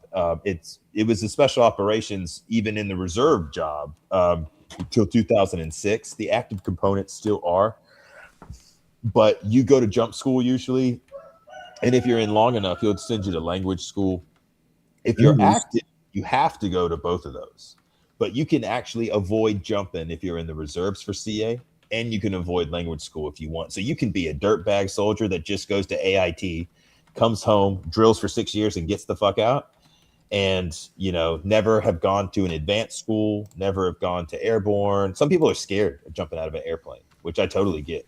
Some people are scared. They're That's fucking scary I'm as not. fuck. I would love to jump out of an airplane right I'd now. probably be terrified too. I'd probably love it, but the initial act of making myself jump out is hard. But like, did yeah, it. I have 0. Let's All do the it. Maybe cool not. guys do it. That's all. You I make just it was happen, like, Witch Doctor. I'll jump out of an airplane right now. Let's go. well, I've only jumped once after the Army, and it's a freaking Oh, headache okay. because if the weather isn't right, you got to take a day off of work. Yeah. You gotta either you skydive, or they do have static line versions of skydiving where they let you out a little bit lower, but your chute Yep. opens the second you come out, right? Which is Oh, how okay. Oh, Yeah. it pulls it for you, I guess. Like, yeah. Now, if you're Halo, that is high altitude, Uh-huh. low opening skydiving, which are Yep. completely different than airborne. Airborne, you're putting a battalion of people on a fucking strip of land fast. So the airplane's 500 feet off the ground, and they're throwing motherfuckers out. Just yeah, just when a clown car in the air, it's like an air car, an air clown. pieces. I mean, you'll have 60 aircrafts throwing motherfuckers out at once. Mm-hmm. They're just one behind the other, behind the other, behind the other. You'll have a whole Ranger battalion on the ground, and they'll have that whole airfield theirs. Aren't they usually staggered by a certain amount of time, right? So like they're kind of like this, not like this. Yeah, that makes Or, like, sense. Yeah, I can't remember how they did like it makes sense. Yeah, you they're want to staggered, stagger them. and there's still some dangers, you know, like there's wind, like you can get blown into trees. You can if your chute doesn't open at 500 feet, you got 1 second to pull your reserve, which is death, right? So they usually don't even give you a reserve. But in Panama, they did give them reserves, and they went up to 550, and they just said, if you don't feel it yank, pull the fucking reserve. So my colonel, when he jumped out, he was like, dude, I saw the anti-aircraft tracers just coming up all around us. And he said he went to lower his rucksack so you don't ride that fucker all the way down to the ground. You can lower it on a string so it hits first and then you hit. And by the time he went to lower his rucksack, he hit the ground already. Jeez. Because they were 500 feet ain't very tall. You know, No, it's not. No, very it's high. not a lot. Yeah. Y'all have probably been in buildings that were taller. No, my house is about 600 feet from above sea level, so yeah. Right. That's where I live. It's pretty cool. You just got to run. In Nova Scotia, you're like fucking I'm in 200 feet Newfoundland. if you're lucky. No, I'm in Newfoundland. I'm like right. Oh, you're Newfoundland? Oh, okay. Yeah. Which is still. You're like 40 feet then. The sea is right there. I'm looking at it right now. You're 40 fucking feet above sea level. Yeah. I'm from the coast, so like, like 100 feet on a hill, but we're at sea level there. Like, like down in Charleston, it's like, you on the water. So if you live in Walterboro, they call it lowland for a reason. Yeah, it's like swamp. Even if you live all swamp, in a dry field, if you dig 1 foot, it'll fill up with water. You know, just right crazy. There. Yeah, but I mean, it's not too bad. It's just if you're from there, you don't want to live there anymore. Like, I'm sure all the places you lived as a kid, you don't really want to go back and live. Nope. You know? No, I'm good. Something about how it wouldn't be the same. And the people that you knew from there, none of y'all really know each other no more. Everyone's a different person now. Like, I couldn't imagine moving back to Walterboro, man. Like, I don't think anybody there really even likes me. It's like none of my friends or anything from there like would want to hang out or nothing. I'd be like, this is stupid. And there's no one left over. Like, everybody that wanted to get the fuck out of those small little towns, they did. And everyone left over just found someone single, got married, pumped the kids out, and, you know, God's sorting them out now or whatever. But it's just kind of like a lot of leftovers when you go to a small town when you're older that you knew everyone in, and everyone's kids are, older and stuff. It's just weird. I don't know. I don't know how to describe it. It's like, yeah, we're all parents now. Like I've seen all of y'all puke in toilets. Like, like it's just, I don't know. It's different. But I think I changed so much that I wasn't the same guy to them anymore. Like I was always like the fat guitar playing guy. And then when I was like Mr. Bodybuilder and stuff, whenever I would go home, I don't think they wanted me to hang around. I don't think they liked the energy. Yeah, they just weren't. We weren't the same people no more. Yeah, so I kind of leave them alone now. It's like, shit, you look good and you stop playing guitar. Damn it. Yeah, I stopped playing guitar a lot. You still play? Yeah. Not really. I mean, No. so my wife bought me a Jim Stevie Vai's signature series guitar. That's a beautiful guitar, man. That's nice. Yeah, I was playing a lot, but like, is it a PRS? 77. It's Ibanez. It's made for Ibanez. Oh, an Ibanez. Okay. Yeah. The JEM, the Ibanez JEM. Oh, okay. Yeah. 77P. Yep. It's got DiMaggio. It's got the dual and the single. Yeah. I mean, it's cool. It's a lightweight guitar. Not maybe compared to like a Strasbourg, but like it's lightweight. He cut out the monkey grip so that it took some wood out. Yep. And it's real thin. He didn't. Yeah. Stevie Vai, I can't see him. Well, he has these crazy neck guitars, but like I can see him not wanting a heavy ass like guitar because he's 80s hair metal type stuff, and it's fast fingers, and there's not a whole lot of just like there's not a whole lot of power chords in Stevie Vai's repertoire. No, that's all blues. Yeah, well, I mean, his rhythm guitar parts sure do, but not his lead. Yeah, like I don't know. The rhythm section for sure plays lots of power chords. Well, what do you play, Skobie? Do you play guitar and bass? And I play everything, but I mostly play shoegaze. So I just play whatever. Just play whatever fucking comes. I don't know what I'm doing. I just have a fun time and just fucking play. Got you. I've got 1, 2, 3, 4, 5, 6 guitars. Nice, yeah. That's cool, man. I'm kind of. It's one of my favorite things to do is just come up here, have some beers, and play a guitar and go to bed. Like it's if I'm not working on a project, that's what I'm doing, and then I will in between, so y'all have a show Friday coming up. Friday, yes, with this guy. Oh shit, that doesn't work. You're up there. With you are our guest, right? Mm-hmm. By the way, I have no idea what the fuck Mandy has planned for this, so He said he had someone else he was trying to get on. Yeah, he said, hold on. He said, let me see his text. I forgot because he was supposed to go live June 2nd, which is why I was like, hey, let's go. That's tomorrow, right? Or that's today. Yeah, that's why I was like, hey, yeah, I'm free tonight. He's like, oh, I can't, but hey, Skobie wants to come on. I was like, oh yeah, okay. I go live all the time, but every once in a while, I take kind of a break, because I'll go live so much that it's just like, God, I'm just. He said adjunct Alex, which is a professor, and that's all I got. A philosophy professor. So I don't know who this person. I mentioned that name before. I have to look him up, and I don't know who it is, but I still have to make the flyer and everything. But oh, cool. You mean like a thumbnail by flyer or actual flyer? I have no idea. Like I said, my little man was still shitting his brains out last night, so like it was fucking crazy here. It was. I didn't even eat dinner. It was so gross. Like I was like, I can't even focus right now. So bad. Man. I haven't had too many bad episodes yet with little man. He's been doing pretty freaking awesome. That's good. Yeah.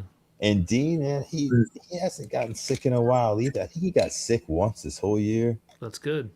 But I don't know how busy their schools might be. Right. Yeah. Like your schools might be way more congested, way more kids. It's New England too. It's fucking weird. Like there's. How did y'all wind up there? That's where I'm from. I was born here. Oh no! And we bounced around from military base to military base, and then I just stayed here. Met a girl, got married, had kids. That's just that's what happens. Yeah, I feel you there. I had one phase of that when I was in my 20s. I kept roaming around the earth, for a little bit Yeah, and yeah. whatnot. But now I'm like, I probably won't leave this part of the country for a minute just because, now I'm trying to get kids grown up and stuff. Yeah, How yeah. old are you, your young ones? 8 and 4.5. Oh, okay, cool. I Yeah. just bought my 8-year-old a dirt bike. And he's been loving Nice. that thing. It was only like Nice. $600. I All was right. like, all right, they have electric ones for like Yeah, yeah. 200. I see the kids ripping on them around here. Yeah, I got him one of those, and he busted the back tire because it Oh was shit. Yeah. it was a cheap one, like 200 Yeah. bucks. So I was like, well, I could get you a new tire, but I also kind of want to get you a gas one because it was only so powerful. Mm-hmm. Because once he got used to that a little electric one, it wasn't quite enough. Yeah. You No, know, they're good, but they're only good at certain. They're really meant for like transport in like fucking cities and shit to bounce around on even plains. Once you hit a hill, it's not really meant for that. You know what I mean? It's meant for going down a hill, not right? going up a hill. Good luck. I was gonna say, well, I know up there the neighborhoods are different. Yeah. Like Like the everything's layout, you built mean? on Like the street hills, and layout? you know, wait, you're up in a city type place or like more rural or No, we live in the forest in like basically a fucking neighborhood that was built in the middle of nowhere. So like oh wow, the closest shit, the closest highway is like 15 minutes by really? There back you go. roads. Yeah, yeah. Where Some somebody just bought this land, built a fucking neighborhood in the middle of nowhere, and yeah, How's he doing? That's cool. That's like what all of Newfoundland is like. yeah, yeah. Basically, Even all if of they have Newfoundland, to live in a except for lake every St. day. John's, because St. John's is an actual city, but everywhere else is basically just like fucking Uh, 20 people in the woods, basically. well, that's because the Dutch tried to, you know, colonize that area and it didn't work. So then, Yeah, yeah, yeah. Everybody, this is Lady Witch Well, Doctor, and this look is at that Little little Man. guy. Look at that little. well, look at that. I Hey, try to go live in the living room so that I can be around them and stuff. But little Yeah. Steven, he just woke up and we Oh, put him down. Yeah. yeah, So he sleeps for 1 hour, then he yeah, wakes up. yeah. That's about And right. then he that doesn't sounds like even really me. want milk at the time. He just wants her. But I'll get him sometimes and he'll kind of fall back asleep on me. But the second I Mhm. put him down again, it's like, and then at a certain point in the night, she usually has to pull him up. Hey, buddy, into the. That's how he talks to me. Is He goes, it in a bed with you guys over there? yeah, so he gets in the bed with her. Now I've heard we have both studied every pro and con and every old wives' tale, but I've heard back in the day, don't sleep with the babies in the bed. But then I've heard all over the place, it's better for the babies to sleep in the bed. Yeah, I don't know anyone Wrong. who says not to sleep with the baby in the bed. Every single mother I've ever met has slept with their baby in their bed. Yeah, because the babies don't sleep in the bed. Yeah, Yeah. So they Some do, but some don't. I mean, they even say till 4 years old almost is like, hey, like it should be Really? sharing the bed at some point. Yeah. and I was cool with that. I was always waking them up Hmm. or they were waking me up. So I Mhm. started sleeping on the couch a little bit just to catch up on sleep. Yeah. I was getting so behind. I don't sleep good anyway. And if I think I'm going to wake someone up being awake, my anxiety kicks in like a little Mhm. girl. And I Mhm. can't sleep all night thinking that I'm going to wake up 100 times to pee. When I finally do go to sleep, I wake up in a panic and have to urinate, wake up them up. It's like so ridiculous. But when I fall asleep on the couch watching TV, I'll be out for 6 hours straight. Hmm. It makes no sense. And I think it's from being military. And in our house, you could, on like the weekends and stuff, like you could sleep wherever, the couch, in the living room. You could sleep on the floor, the back porch. No one cared. And even in the country, like having a barn, like sometimes you want to go start it's a a fire and Miss sleep next to Edward the joke. fire. Like nobody gave a shit. So I got so used to like not sleeping in the bed at one point, and then I joined the army, and then the sleep just got ruined. And then that was the thing. It was never like I was. So one thing I noticed I'll do is at different times in my life, I'll pace around the house till midnight. Everyone else is asleep. I think a lot of dudes do it when they have families, just because they're like, I'll stay up for a little bit. Just, keeping an ear out, you know, Yeah, that's kind fair. of like a tornado situation. If we didn't watch the news, we would have all gone to bed hours before that shit started and woken up to it, you know. Right. But they were tracking it some, and we normally Oh don't track yeah, each other yeah. much. But that was why it was so weird. It was like, yeah, so what? There's a storm coming. This is, you know, who cares? And then it was like, no, apparently, like there's a tornado, and like, It's a yeah, bad so one. what? There's always tornadoes like around here. It's like, no, like apparently this one's coming here. Yeah, it's a big And one. we watched it happen on the radar and everything. We watched it literally go over our town and felt it the whole way. Oh well, it must have been cool. Well, not cool, but like you know, So, Cool like to I a said, point, yeah. yeah, wasn't not cool. traumatic. What was more traumatic was having to tell all the roofers and construction guys trying to get on the deal.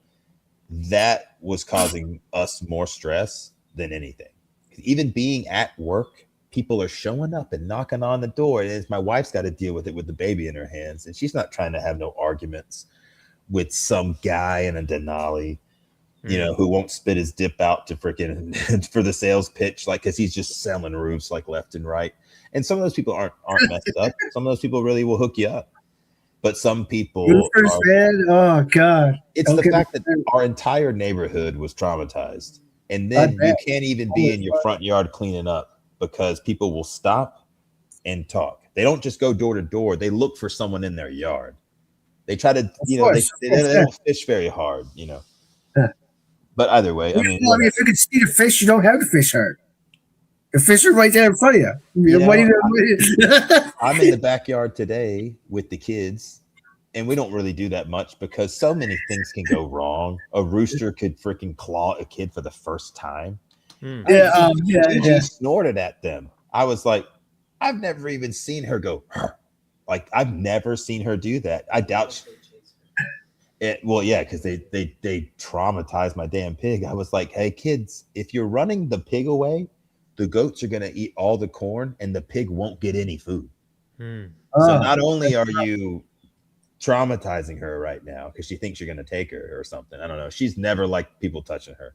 Even when she was little, boy, she would scream. It sounds like a freaking chainsaw.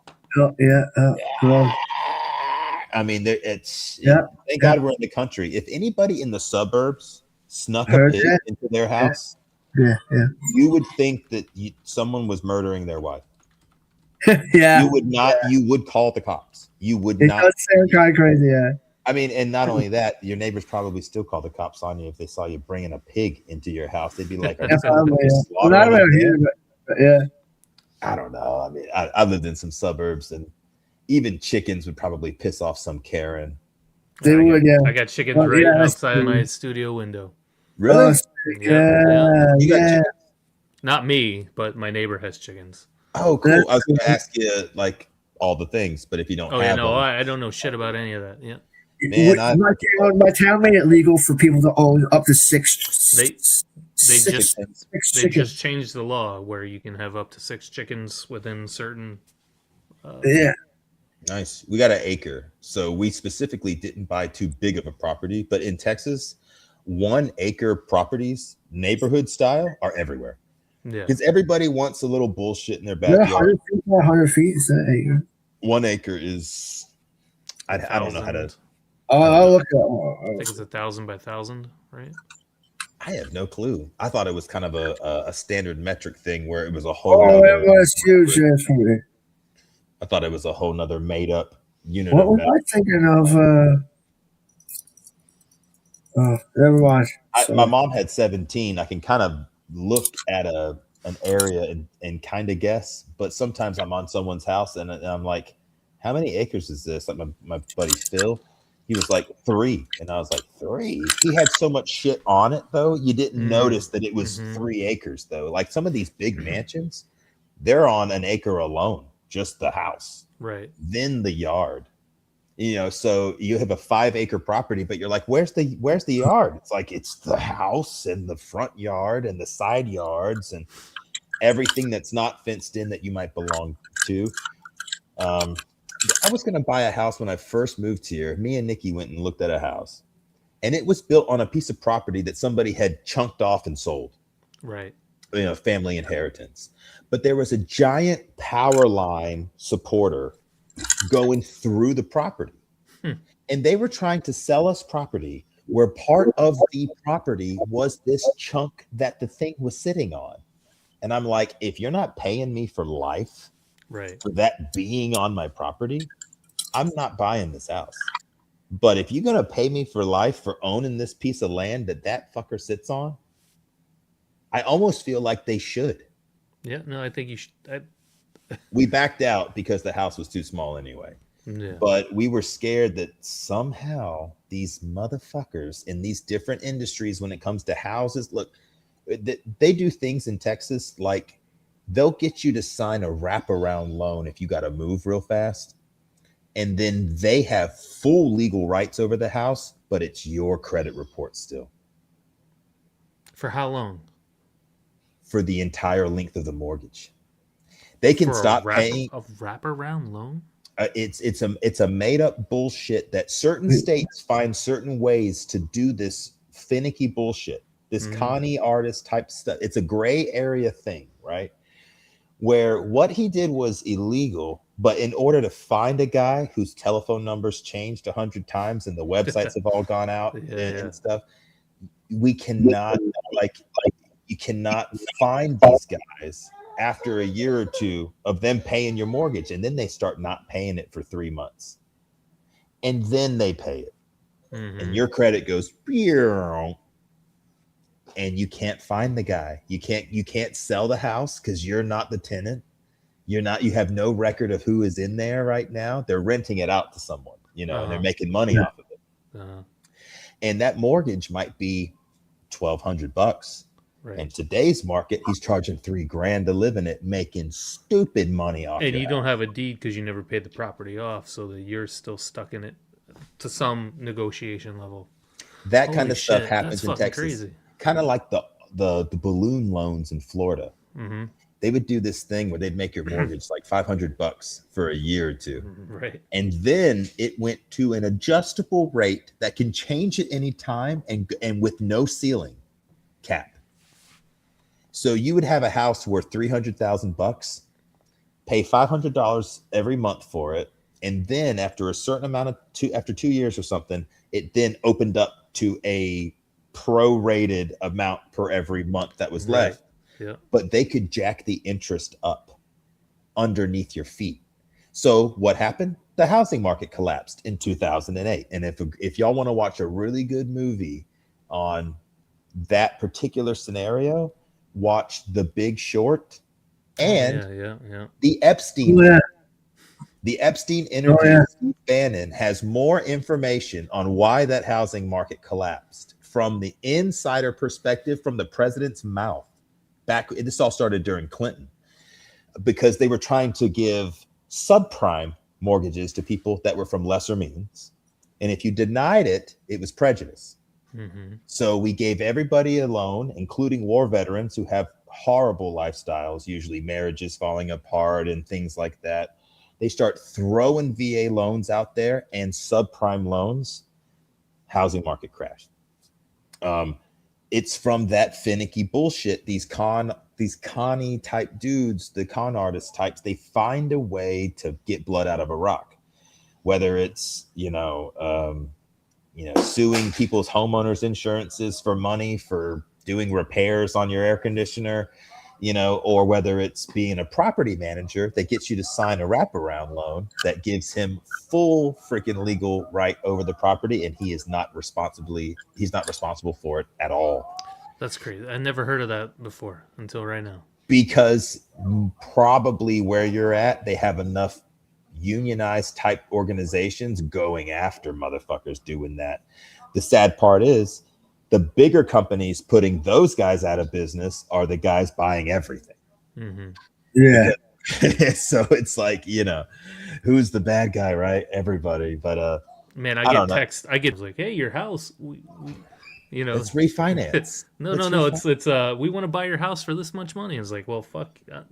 Oh, Like, you're getting proposition from yeah, companies to I get sell. texts all the time. They're It's trying like, to hey, Monte Cristo you. yeah, no, you're not gonna Monte Cristo. We've come to buy your beautiful home. Like, We really? want to offer you X amount of money. Up What does there, that your mean? house has got to be over $1 million. Mine? Mhm. No, I live in a tiny little house, dude. Oh, well, it's still up there. I'm You on up north. I'm on a quarter of an acre of property. It's a tiny little. Mine, It's 1 acre, It's a little ranch. 2,000 Nice. square foot brick house with fully fenced in with a barn with 390 Okay. in 2003. Okay. Nice. Not bad, you know. Not bad at all. Interest rates were gay, but other than that, Yay. the overall price wasn't that bad. My first house was $175,000. What I would kill for that $900 payment every day right now. But I would have to live in Columbia, South Carolina, and that Yeah. would suck because That I would would have suck. no employment opportunities after being there for so many years. You'd have to be remote and do something fucking online or something. You know, that's actually kind of true even with where I live now, which is why I'm in cybersecurity. Oh, and I just finished my junior year. Oh, Because good. I'm a Nice. senior officially now, but You taking the doing summer Cisco or what? What's the off. Franklin University. Franklin University? Yeah, Okay. bachelor's in computer science, cybersecurity. Okay.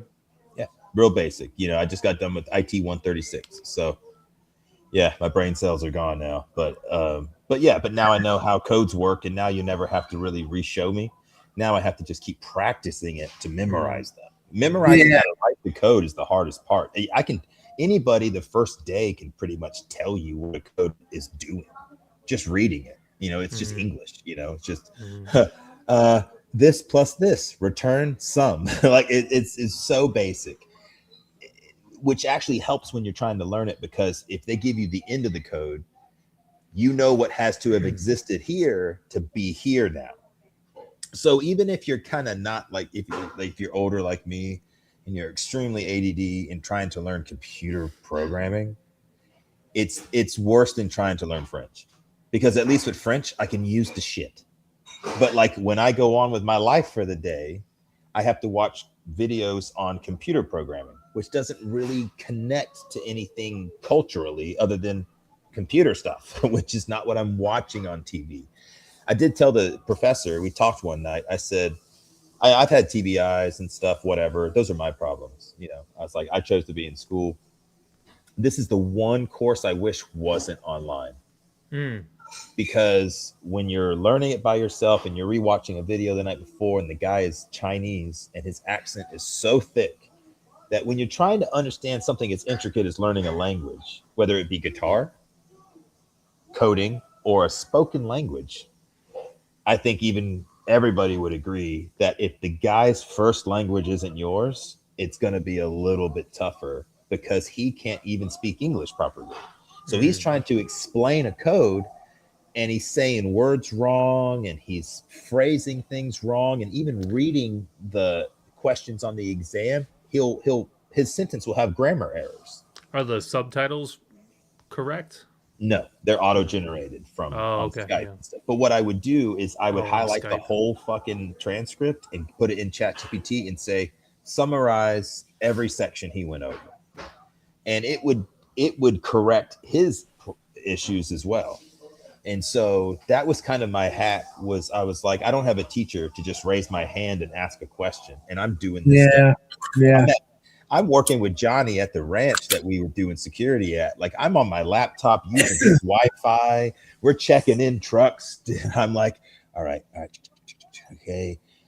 Something is less than or equal to blah, blah, blah. You know, trying to figure out this stuff while working and managing a team, and with the new baby at home, that it made it very difficult to start computing courses. Now, if this was history, and I'm just memorizing dates and when somebody was killed and stuff, like that's easy.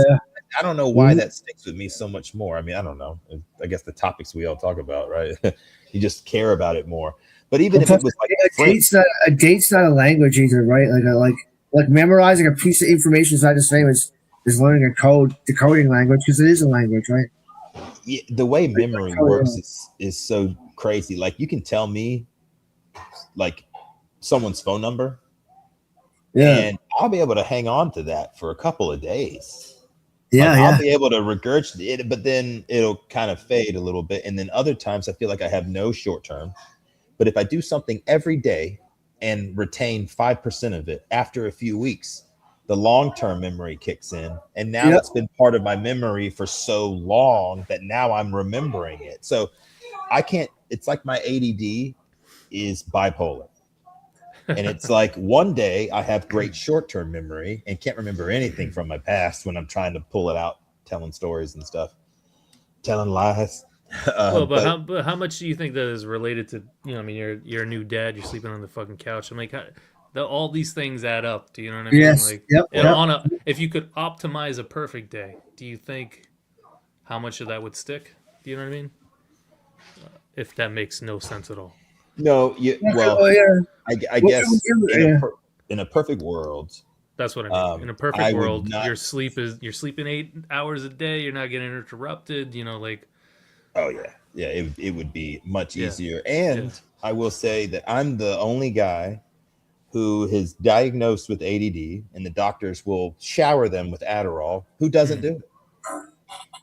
I did all that when I worked in the nightclubs and stuff, but I've never taken it for college. Every time I went to college, I was never taking anything. So when I went to the doctor yesterday, I was like, "Hey, dude, I'm in cybersecurity school at 39." I was like, "I don't really like taking ADD medications, but if you have any that you would recommend, I might be considered taking them." He's like, "Well, which ones did you ever like?" I was like, "I'll be honest, bro. I only liked Adderall." He was like, "All right, there you go." I was like, "Okay, all right." I've never really had an issue with it, but when I used to bounce the club, I would take them every night and then not sleep. yeah. Yeah.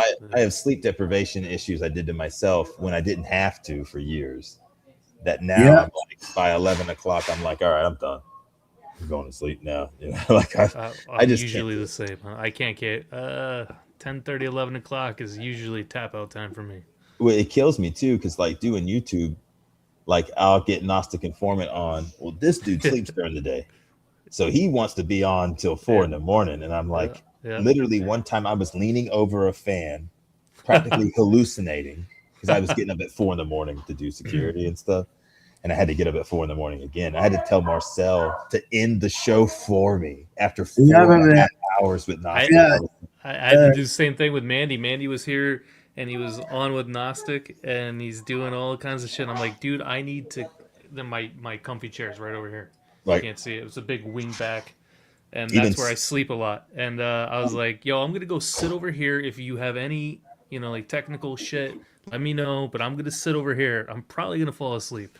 And then I woke up to people being like, "Oh, we heard Skobie snoring in the background." I'm like, "That's my sleeping chair, bro. Like, it's fucking 3 in the morning. That's Like, awesome. I can't stay up past, And The I'm a other- rapper, right? I've done this, right? Yeah. But Yeah. after 2 o'clock, Coffee one. 2 a.m., I'm done. Yeah, Really, yeah. I'm done at 10:30. But I can make it work sometimes. But man, that fucking and you don't want to like drink caffeine and stuff to stay up, because then you'll be screwed all night. no, it'll wreck your life. Yeah, you shouldn't do it drink all the time. caffeine past 3 p.m. I'm drinking usually. caffeine right now. It's 1 Oh, a.m. good for you. That's crazy. Oh, Is it Yeah. really some people 1? can do it, Yeah, it's 1 a.m. Well, no, it's midnight actually. Yeah, okay. I was but gonna he say can it's sleep 1 a.m. tomorrow. good for you. know. Yeah, you don't have kids to wake you up at 6:30 in the morning, so. Yeah. Of course. I've been lucky right now. I'm privileged in that way, and I wouldn't recommend it like for everybody. I am a bit crazy. I've been there when I was in my 20s. That's what I Yeah, used to yeah. do. I would go to Yeah, dive bars and stay up till fucking 4 and go Yeah. to work the next day. So Oh, Yeah, God, yeah. I had to go to sick hall one time. I was so sick from staying out late and stuff. I swear I got roofied. yeah. But what I did was I went to where sick hall was, and I just filled out the slip myself and went back to my unit. And I was like, they put me on quarters, which means go sit in the bed all day. Yeah. And they were like, okay, see ya.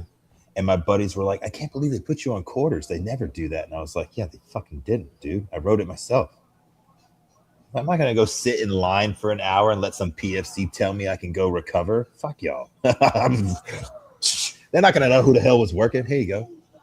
and just give it back to. So many people took advantage of stuff like that in the army. I didn't do that very often, but this was one of those situations where I was like, I could get in trouble because if they drug test me and some motherfucker tried to roofie who's ever drink I drank, you know, because sometimes people just give you drinks and it was some chick might have had it in her hand or something, or baby mama back in the day.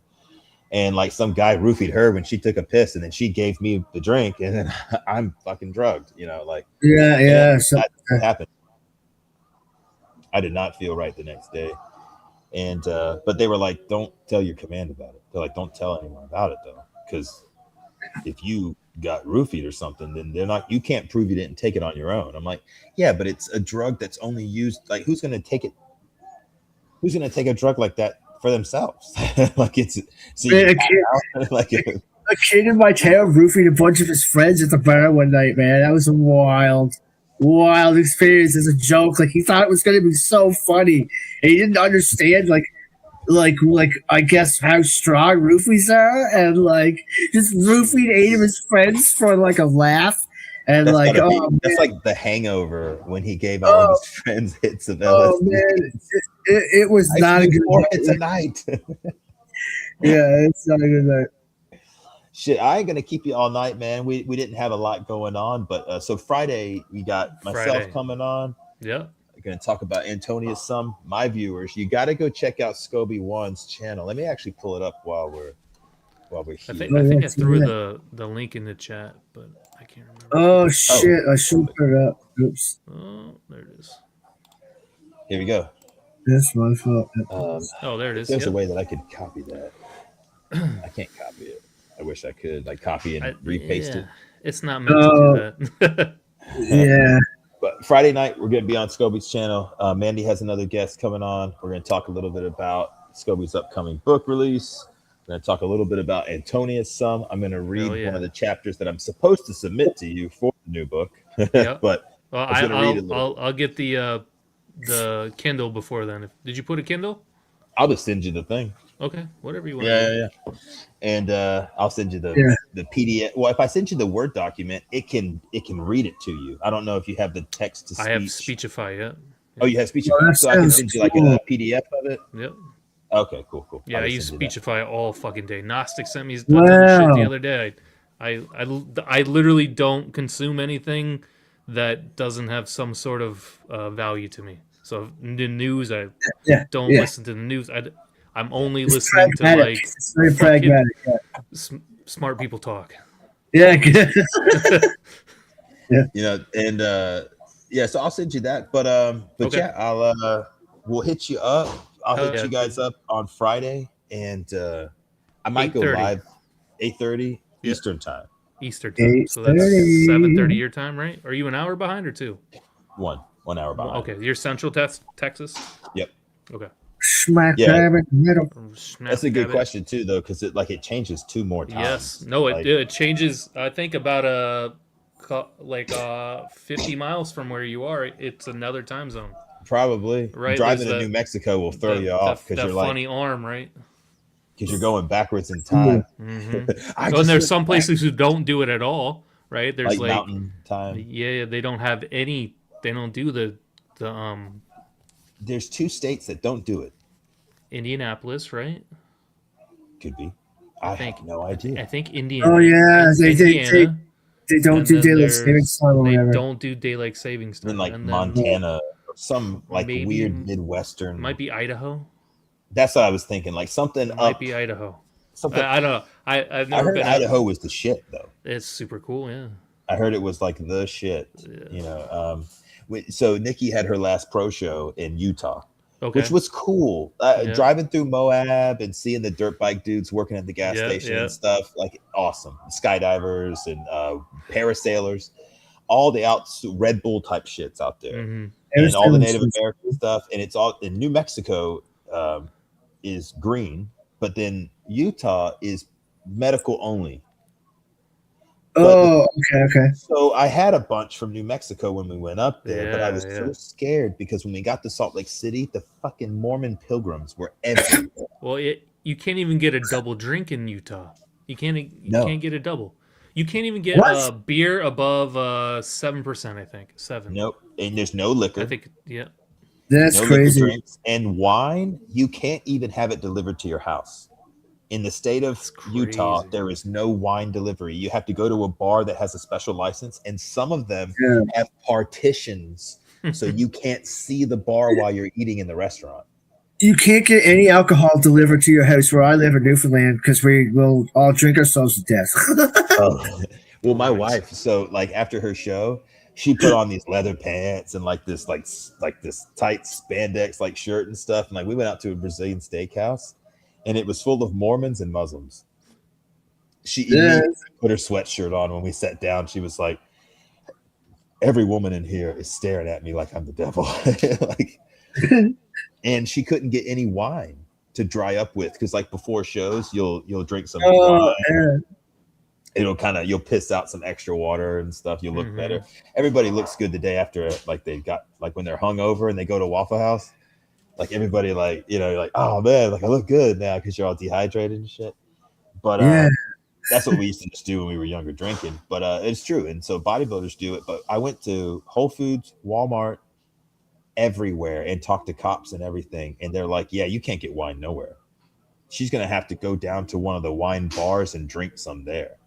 And I was like, who in the fuck would move to this goddamn city? It says I drove horrible. to a desert to get here and can't do shit.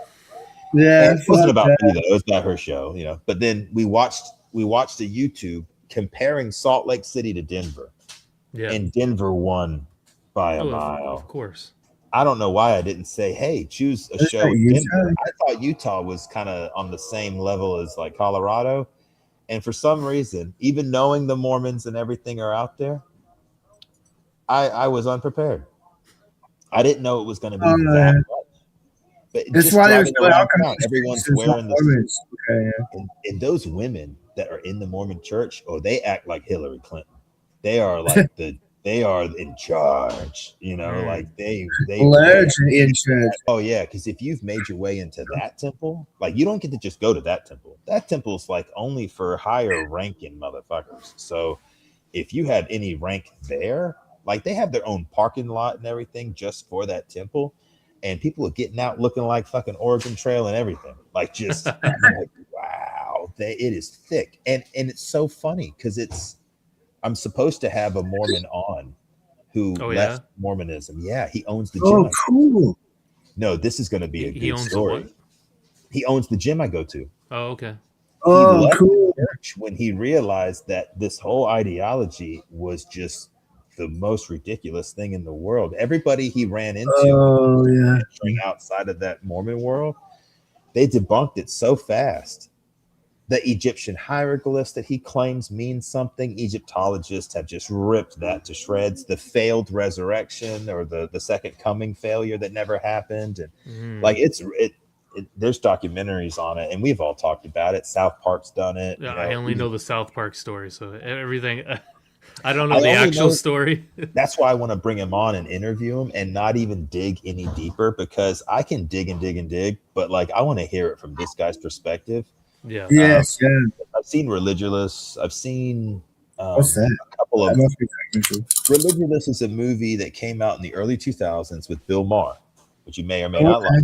Oh, But I don't know that. a lot of atheists like this movie because it's a documentary making fun of religions just in general and how ridiculous they are. And it calls it Religulous. And it's a pretty good documentary. You've probably seen clips of this on YouTube and other pseudo theology channels, which we all kind of follow, obviously, you know. And so like there's a clip of him going to like a marijuana church. And he like asked the guy the same question twice, and the guy forgot.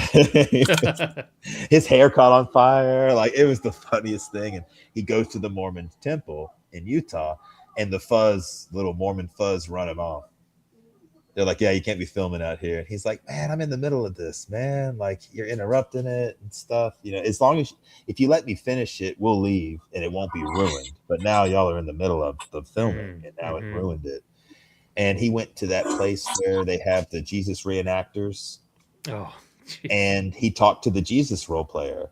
Yeah. who was the nicest guy in the world, man. You really like him when you're talking to him. And he makes a great analogy. He goes, well, it's kind of like the whole God, Jesus, Trinity thing. It's kind of like water.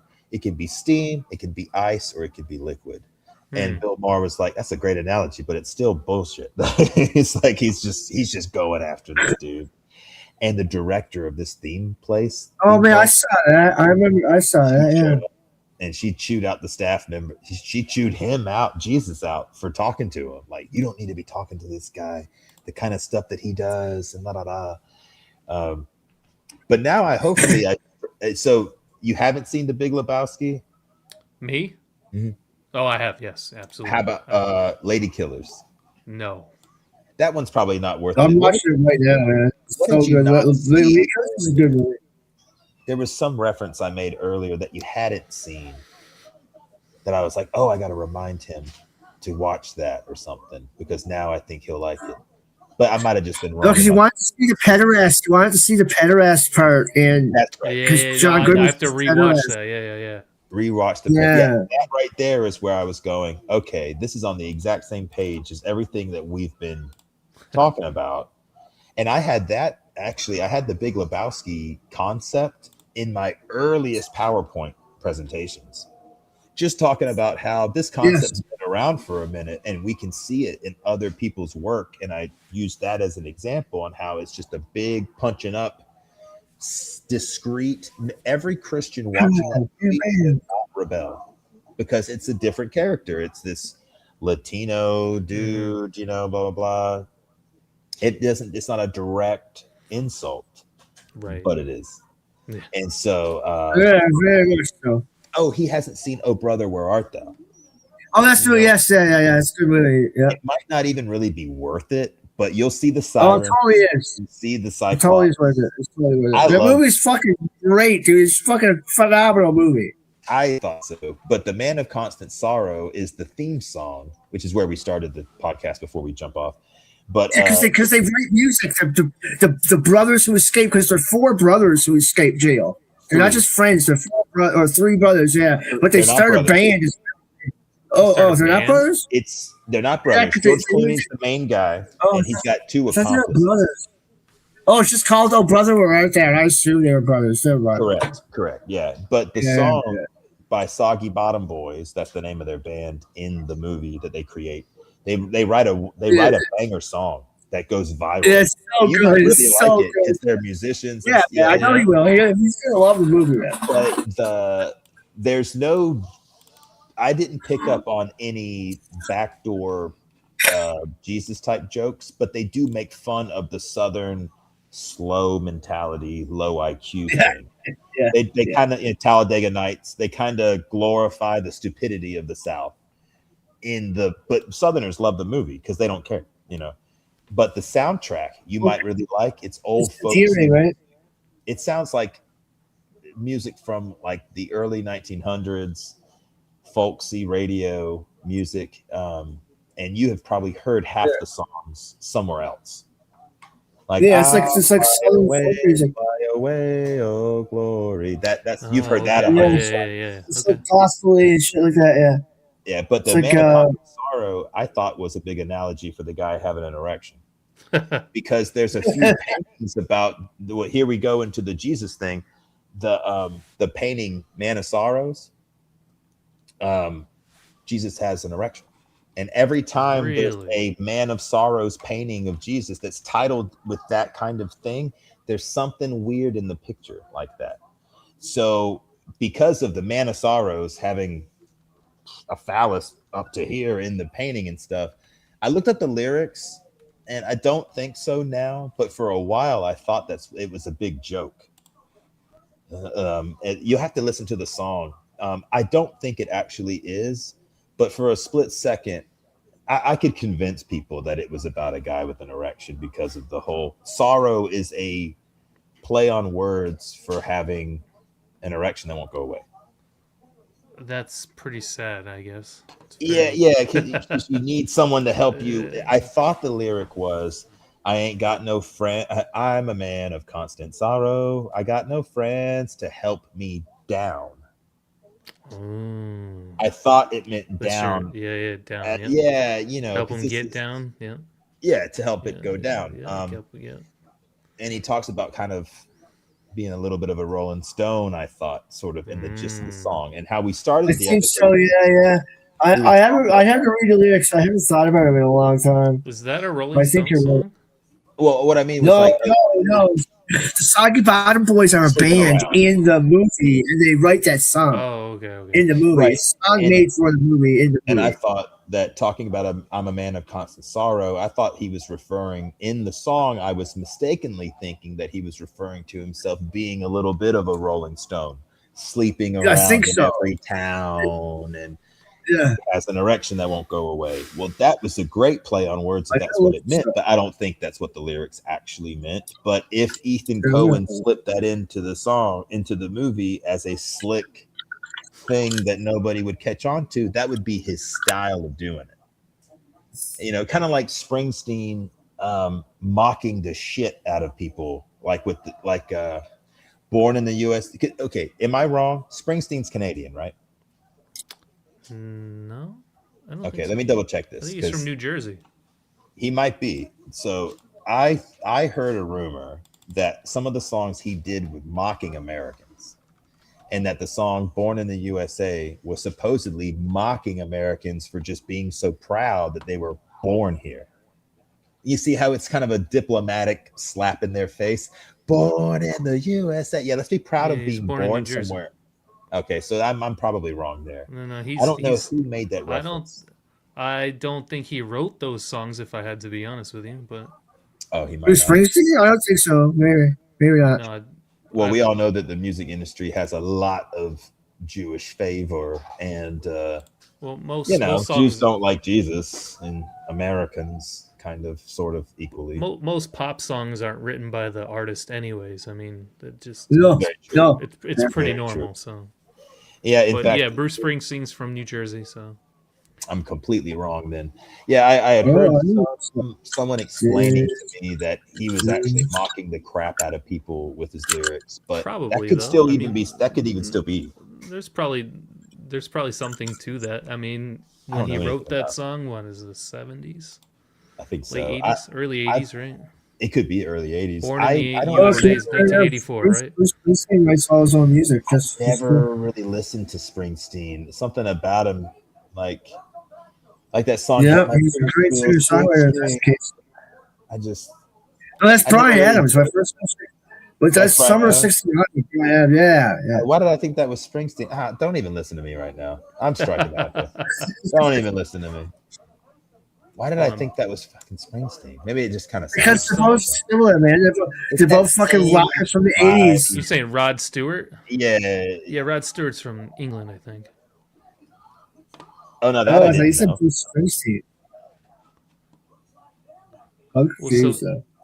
No, I 1984 is Born in the USA, but it doesn't say who wrote it, and they also didn't always have to claim who wrote things. Oh back yeah, then. yeah. Because it's That's a newer ghostwriters. Yeah, thing yeah. where Ghost well, it's written. not Oh, ghostwriters. ghostwriting, Like you had like session musicians who got paid for their time to record Yes. the song, and they may or may not have Yeah. gotten paid. Like Eddie The Van silent Halen release. wrote the guitar solo for one of Michael Jackson's songs, and he never Yeah, got the beat paid it for song to beat it. I think it's Beat It, yeah. Yeah, Yeah. I've seen a lot of that on Instagram lately. I've seen everybody playing it, Yeah. and like people talking about when they wrote it and stuff. Yeah. But A hell, lot anyway, of like Eric Clapton's. A lot of Eric Clapton's music is all written by studio session musicians too. Like he'll Really? write the song, but the studio musicians write all the instrumental parts they and do shit. everything Yeah, else. That would be how I'd want to do yeah. it. I'd just be responsible for the maybe the main, like melody of it and stuff, and Well, like now, the lyrics. now, Like now Eric it's Clapton, pretty Eric Clapton did normal not write stuff the intro now. riff too. Yeah. I mean, Mandy will come up here and he'll lay fucking 15 guitar tracks and then pick out the best parts he likes and then line up the ones he Yeah. likes and then make up a song and then he has me come and mix and master it, and that's how we put out music. So Yeah. I haven't played in forever. It would be cool to do more of that, but I need somebody here showing me stuff, like how to do it the best. Oh Highlight. yeah, I got a new interface and he was flipping out when it couldn't get the fucking certain buttons to work, and I had hit a button. He goes, "Oh, that's how it works." Yeah, I have a It's couple just of the those only now. one I didn't press. Like, What's that? Yeah, no, it's a magic button. Just one button you didn't hit, and now it yeah, works. yeah. Jesus fucking Christ! Hell yeah. Well, shit, guys, let's go ahead and wrap it Hell up. yeah, bro. But yeah, Friday Thanks night, for having guys. me. Appreciate you. Yeah, Yeah. yeah. Friday night, check in Skobie's channel, Hell yeah. and 8, we'll be covering some 8:30. cool stuff. We'll make it 8:30 rock. Eastern time. Eastern time. Oh, Does that work for you? Do you want to push it? Oh, that's fine. Okay. Hell yeah. Hell For yeah. sure. All right. Well, I Good will to see you. you. Yes, you too, sir. I will see Thanks you for soon. having me. Absolutely. Have a good night. You too, bro.